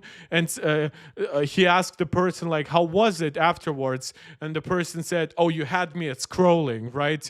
And I definitely don't think that that's the thing. Like, I don't think the action button is like, oh, you had me at action. Or camera control is not like, oh, you had me at camera, right? But those are all niceties. Those are all different options. And that's fundamentally how you refine and improve a pretty mature product category. Because if you ever think that we are getting another iPhone 8, no, not even iPhone 8, iPhone 7 to iPhone 10 transition, you're completely misguided. Some people might say, oh, foldables are game changing. If you want a device that is less durable, more expensive, has a crease in the middle or a crease in 2/3, right? There's that new, is that new Huawei foldable, I believe? Huawei foldable, two times foldable? I mean, if it's new, it will come up anyway, right? Huawei Mate XT news. A double folding phone from China for 2,550 euros. So if you believe that this device will make you just as happy in regular usage as the iPhone, feel free to do so. We just saw how abysmal cooling is in a simple, like, one-way foldable. Because obviously it lacks the thickness to give the processor a lot of heat dissipation. If you think this will be a lot better, if you think it will give you a lot of battery life while still staying as thin and unfolded, if you think it will give you really great cameras that aren't protruding like crazy, on just 1/3 of it, feel free to do so. Feel free to pay extra for it, 20, 30, 40% even versus a 1 terabyte iPhone model. Feel free to, of course, get it with a screen that is lower pixel density than pretty much any iPad screen. Feel free to get now a device with 2 creases Yeah, for that money, you could buy easily a high-end iPhone and a highest-end configured iPad mini, which again, iPad mini might not have like the best screen, but again, nobody forces you to buy an iPad mini. You can also buy like an 11-inch iPad Pro if the money is really comes so easy to you. But yeah, you're definitely not getting the huge changes that we got from like the iPhone 7 going to the full screen OLED stainless steel iPhone 10, going from Touch ID to Face ID. Those kinds of jumps aren't happening anymore. I'm sorry. I just see that The Verge published a video where they talk about reviewing the iPhone 16, but I'm not sure I want to get any angrier here. Really, I'm saying, nay, I want a trifold. This is not enough. Exactly. It has to keep folding. It has to be like almost like a matryoshka, right? Those Russian nestling dolls that get smaller and smaller. I just want a foldable that keeps on unfolding and unfolding. But let's finish this up. Still have to use two hands. This is not a one-handed operation. Launching it and just taking the picture, yeah, you can do that with one hand on that button, but if you want to actually navigate around and slide around with your finger, you definitely need two hands. And I don't know if it's any faster or more convenient than just using the on-screen buttons. It does also work in the vertical orientation, but I just found this to be an uncomfortable grip. Oh, in the vertical? Well, that I guess that depends a lot on this weird claw grip. Like, you kind of have to go two hands again in vertical mode. Now, there are some features. Really, please, no more Verge videos. No, So tomorrow we are watching the like Petapixel, guys. Because when you use pinch to zoom, it can kind of be fairly inaccurate to kind of like nail it just right. But with that slide mechanism, you can kind of, you slide around and you get a good feel of how much you need to move your finger. The other menu that I think works well with camera control is their new photographic styles menu. So this is kind of like algorithmic processing of your shots that you take. It's non-destructive and you can play with it, but the reason why it works so well with the camera control interface is because there's so many to choose from. There's 5 skin undertones, and then there's like 9 photo tones, and you get 14 to flip through. By the way, one thing that I like about Dave, I like that he makes it known that he isn't like some all-knowing guru, not just because he gets some stuff wrong, but he will like show it in his voice that like, oh my God, there's so many options. What's the easiest way to move between them? And he rightfully finds out that it's easier to just scroll through them all than opening that entire user interface, seeing even like that like square touchpad where you can adjust everything from exposure and color balance, stuff like that. That's what I like. Dave 2D in that regard is pretty down to earth. Controls. There's like a lot of flicking and swiping, but with this, it's just you're sliding around. It's like a carousel, just choosing the style that you want, and you can fine tune each one to your preferences. But I don't know how often I would personally use a feature like that. I played with it, and I just couldn't apparently, according to The Verge, you would constantly use it because it destroys skin tones. Because if you get it right for your skin tone, it will keep getting it wrong for other skin tones. Scenario when I was just regularly using this thing to be able to take pictures a certain way, but I'm really lazy with my photos. I'm just like very much point and shoot. So by the way, same, and I'm not saying that in a bad way, but on a smartphone I actually do like that aspect. I will sometimes switch to ProRes. Wait, no, ProRes, not ProRes. ProRes is for video. I'll basically never switch to ProRes because the files are too large, even for my 1 terabyte iPhone. And I will a few times a year play around with photographic styles and stuff like that. But usually it's just like I prefer how quick everything works on a smartphone, how automatic it is. And if I really don't like something like afterwards, well, hell, because I took a ProRes photo maybe, well, now I can edit it a lot. Or I can edit it even just a little, which is obviously if you take a real raw image or real raw video, like ProRes log, for example, now you have to edit that quite a lot. While if you take ProRes or even regular ProRes, you still maintain a lot of that regular JPEG, HEVC, HEIC color signs that Apple is known for. I would say that for the or that, like The Verge would say, that Apple is infamous for because they ruin every image, they destroy shadows. If the way that you've used your camera for most of your life is just point and shoot, I don't think the camera control interface, like this whole thing, is all that useful. it really feels like it's geared for people that like to manually tweak their shots.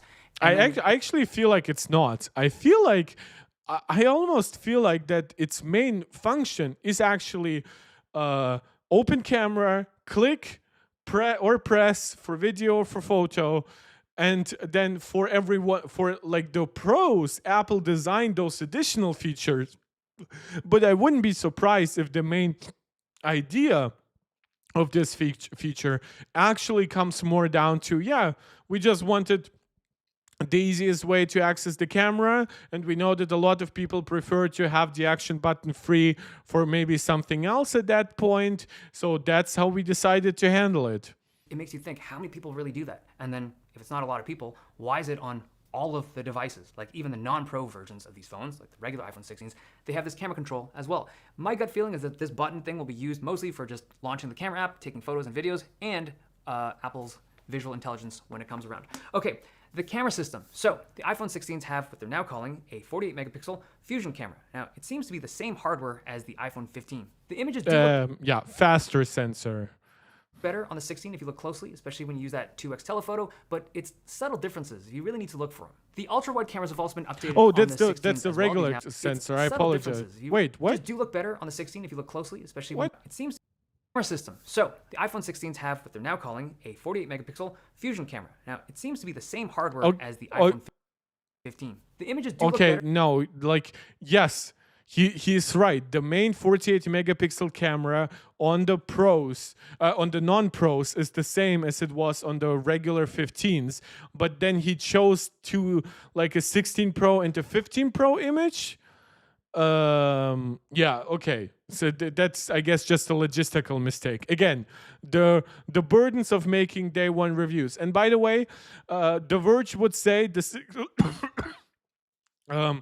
16 Pro destroys shadows here, right? It should all be darker, but like the Galaxy S24 Ultra, the Pixel, all of them would capture this brighter than the 15 Pro. I know that. I've seen camera comparison, and you can see in the background, yes, shadows are brightened, and I would probably prefer the shadows in the back of here rather than here. But the shadows are still there. They're not entirely removed. That being said, the entire image on the 15 Pro looks a tiny bit oversaturated. Like the grass is just a little bit too green. So that it might just depend on what exactly you were focusing on, because that of course impacts the brightness and the color balance.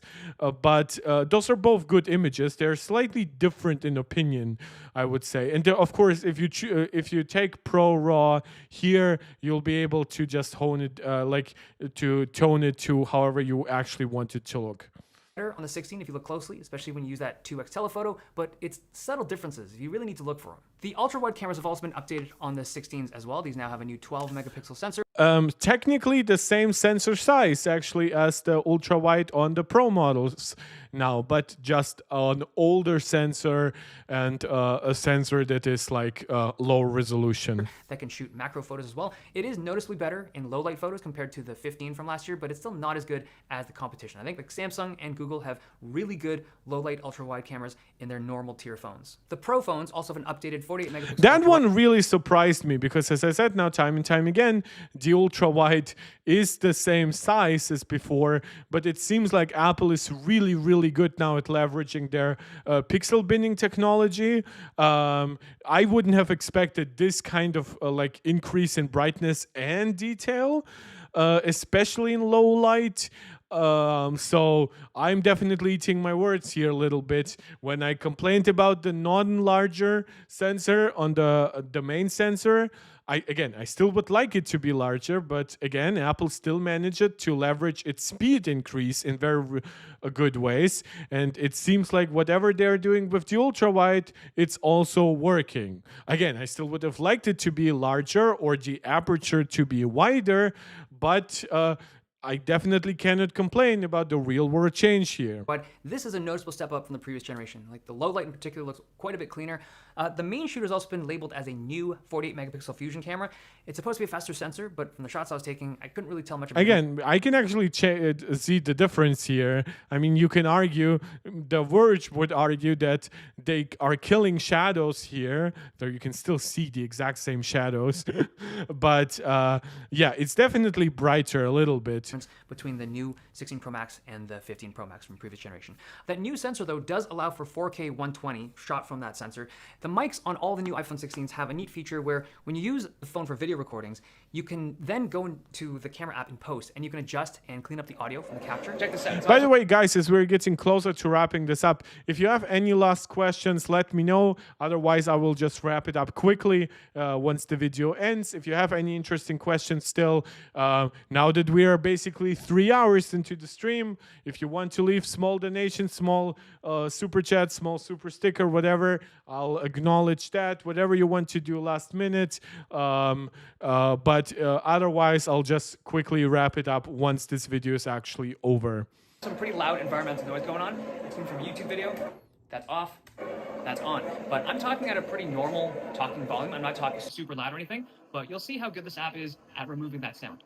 We've seen third-party apps and tools like this before, but to see it built into the phone and have like the mics send the spatial data to be able to calculate it better, it's just neat. I think they've done a really good job of just taking advantage of the different mics on these devices. I agree. Okay. And again, this is why like his more consumer-centric approach of just saying, oh, those are good mics. By the way, there are no gen-to-gen mic comparisons because those microphones are not supposed to just be more versatile with this feature where you go like in camera, cinematic or whatever, but they're also supposed to be generally better microphones that give you better microphone quality.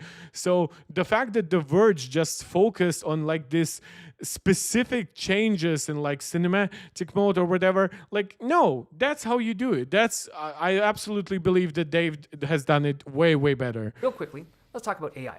So all 4 phones this year have 8 gigs of RAM, and they also have the same kind of Apple Intelligence capabilities. Well, they will when Apple Intelligence fully launches on these devices. But all of the currently available Apple Intelligence features are in beta still, and they're the same few features that we've been testing on the iPhone 15 Pro devices. So it's like asking Siri to summarize something, or to ask it some like loosely contextual questions, or having it to clean up the photos.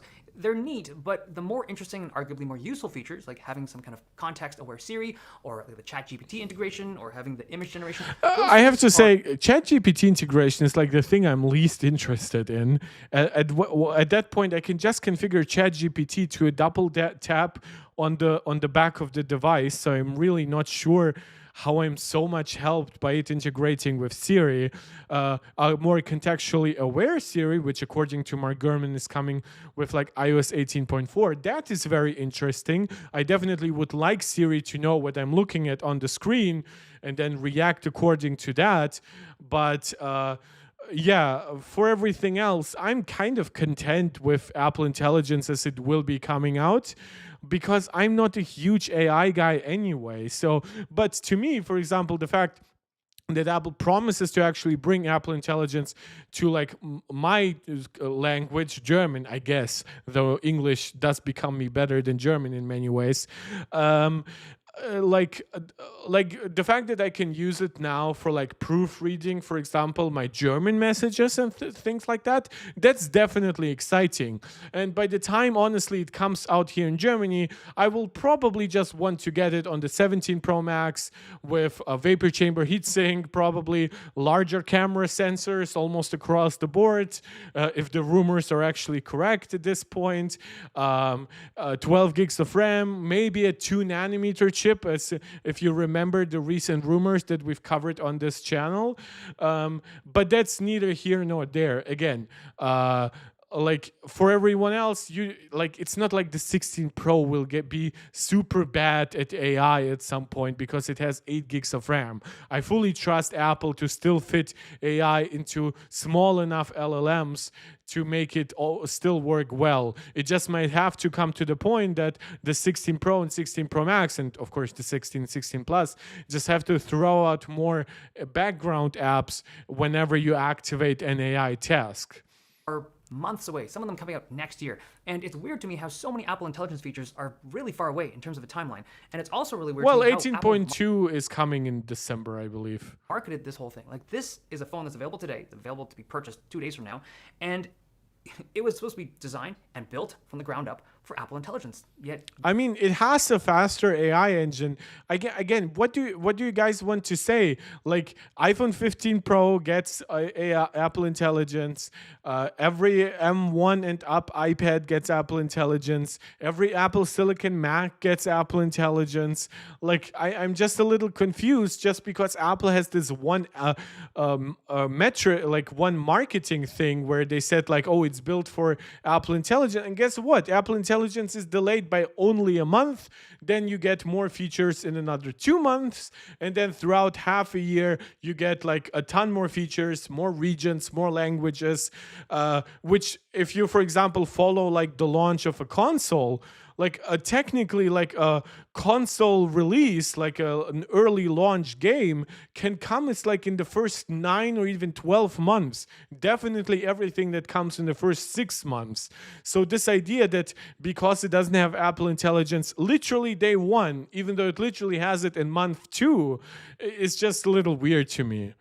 we can't test the vast majority of Apple Intelligence on these things. Like, it could be amazing. I mean, you could install iOS 18.1 and give users some early impressions. Like iOS 18.4 literally launched yesterday. Very distant future, but like, I'm not saying they should rush it. I'm not sure they should release it now, but I'm just Yeah, smart. You are not saying they should rush it. This is a problem I had with Drew's latest video on Tylosive Tech, where he was like, oh, I'm going to rant on this. And I'm like, look, at this point, some tech YouTubers really have like Gollum-like self-conversations with themselves where they're like, Apple doesn't change anything. Oh, Drew's video was about like iOS 18, change for change's sake. And I'm like, and reviewers will be like, oh, Apple never changes anything. Then Apple changes something and they're like, they're changing it for change's sake. And then they will be like, oh, Apple never gives us the right quality control. They don't take their time as they used to. Apple literally delays Apple Intelligence by a month. Yeah, but that's the wrong way. They promised us Apple Intelligence. It's weird.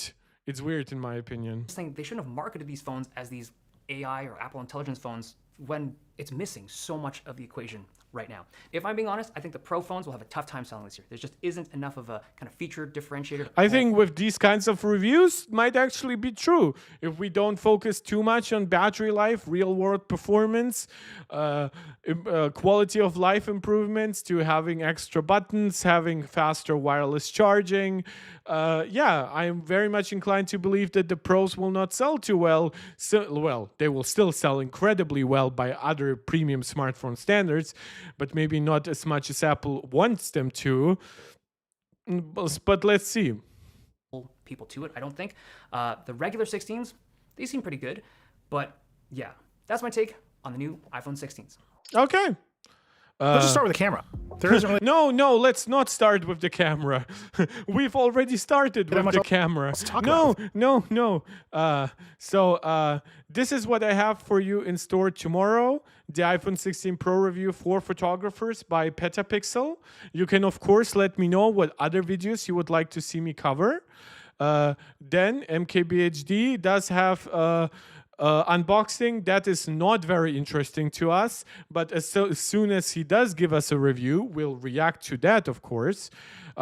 It might not be that we'll have to pause it as much as we have done with today's reviews, because at that point we'll of course know a lot more than we do right now. Same with Mr. Who's the Boss, who's doing like iPhone 16, 16 Pro unboxing videos, and Super Saf is the guy I really like for camera comparisons head-to-head. For now, he also only has an unboxing, so I'm not terribly interested in that either. But again, so reviews by MKBHD, by Mr. Who's the Boss, camera comparisons by SuperSaf. Maybe I'll just also watch his regular review, because sometimes that has a lot of detailed camera analysis already in there as well. And usually it's followed up by a camera comparison relatively quickly. So that's going to be at least mildly interesting to see as well. Yeah, but like the likes of Engadget, like cameras and customization, I honestly at this point I would only watch camera reviews by people who I actually trust, like Petapixel, or by people who I have already reacted to videos in the past, so I know some of their methodology, like SuperSaf. Of course, some of you mentioned Drew from Tylosive Tech. I might consider that depending on what review comes out. I haven't agreed too much with some of his recent videos. For example, like the fact that he called iOS 18 change for change's sake. However, one thing that I did actually like was him, where is it? He was saying I was wrong about iPads. Actually, his best watched video in quite some time, and of course, except the literal iPhone event coverage, which tends to be like some of the best video views tech YouTubers get in general. But yeah, he acknowledged here that a lot of people do have decent reasons to get like a premium iPad with the best possible screen, the fastest possible processor. While it might not be for him, the sales data of him complaining about how pointless Pro iPads are definitely went against his narrative in that regard. So while I don't always agree with Drew, I very much still like him. I think he is an absolute OG. Like, his oldest videos are literally 10 years old on this channel. Look how different he looked. We all changed over time. But yeah, definitely, like, what are his most popular videos? Cybertruck. Oh yeah, that's before he made like his Tylosive EV channel. He had like response videos. I wish he made actually more of those. I think they were actually pretty on the money.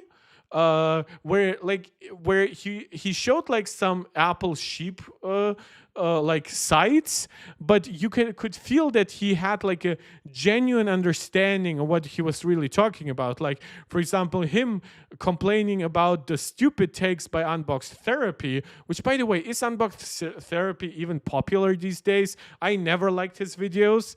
But yeah, I really, really like Drew for some of those earlier videos. And of course, his Pixel rants are kind of legendary. And even his dissection of front page tech, which of course has been very pro-Apple, then very anti-Apple, now again very pro-Apple. So if Drew does videos like that again, I promise you I'll be watching them. Do you remember the original Galaxy Fold? So if somebody wants a trifold, I have to remind you of that again. But yeah, we'll see what else comes out. I'm not too interested in like iJustines videos or something like that.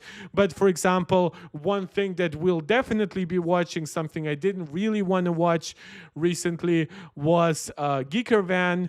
Again, Geekervan has like their Chinese original channel and their English-speaking channel. That being said, they seem to only be recently updating their Chinese channel. So this is how we got the Johnny Cerrucci interview. While if we look at their... My God, I hate autoplay on... while we look at their English site, you'll see that it has been literally 11 months since they updated it, going back to the A17 Pro. So I would hope that in the meantime, their review methodology has also improved. And of course, I hope they stop with this nonsense of like active cooling bullshit, because it just it encourages chips to run at higher wattages, even though they stop delivering you better performance, right? What people don't understand, you can actually, even without overclocking a chip, you can get it to consume a lot more power by just activating every little bit of cache and whatever, basically glowing up the entire die. but it might not even give you extra performance in CPU or GPU or neural engine. It might be already so bandwidth limited, so cache limited. But if you give it just the perpetual great cooling, suddenly an iPhone that is like designed to run at 5-6 watts will say, oh, I'm so well cooled, maybe I should run at 10 watts. But then you'll see that the performance difference between running at 6 watt to 10 watts is like 10% at best. And that 10%, of course, comes with 66% higher power consumption, which, of course, if you then calculate the efficiency ratings, now you will come to entirely wrong conclusions. So while I don't mind giving the iPhone some cooling help to reach at least like perfect, like maximum performance, I still am not too happy about whenever they talk about too crazy cooling solutions. That's just me. We'll, of course, see how their methodology has changed. I'll keep checking both their Chinese and their English sites, and I'll let you know when I will react to them. But that's about it for today. We've been streaming for well over 3 hours. I think I'm well in my right to give you a last shout out to doing all the YouTube jazz, as we call it here, to please subscribe to the video, to like it, to please subscribe to the channel, like the video, comment on it. Please don't just comment live, but also comment once a video has already been uploaded, because that helps tremendously with attracting new audiences, because it helps with the algorithm. Please, of course, share it out to anybody who you think might enjoy it. Let us grow the community. Whenever you catch me live, please consider leaving a small donation in the form of a super chat or a super sticker, or you can subscribe right here as a channel member. Then you'll get great shout outs the way that Fizz Angelica and Max Maximus do, because they're Mark Check Pro Max supporters right here on YouTube. Or you can become a supporter over on Patreon. All support is very much welcome, gets reinvested right back into the channel. That's about it for today. It's been a crazy long video. I definitely am keeping my bargain up with you guys, promising basically daily live streams and doubling the size of some of those live streams. So if you're enjoying this channel, please stay tuned. Oh, and please hit the notification bell so you actually know the next time I'm going live, because I know some people have had issues with that, where like a live stream starts and then it never informs them, so they join halfway through or only to the end. So if you want to avoid that issue, hit the notification bell. As always, let me know what you would like to see me cover next. Maybe you'll find some interesting reviews or breakdowns for me to react tomorrow. But of course, we'll see about that tomorrow or the day after. I'm actually not sure if I'm going to be streaming tomorrow or on Friday.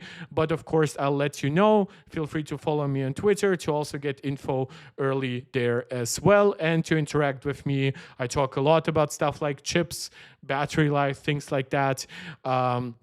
So that's about it for today. I think this has been more than long enough. Thank you so much for tuning in. This is Mark Tech, tuning out.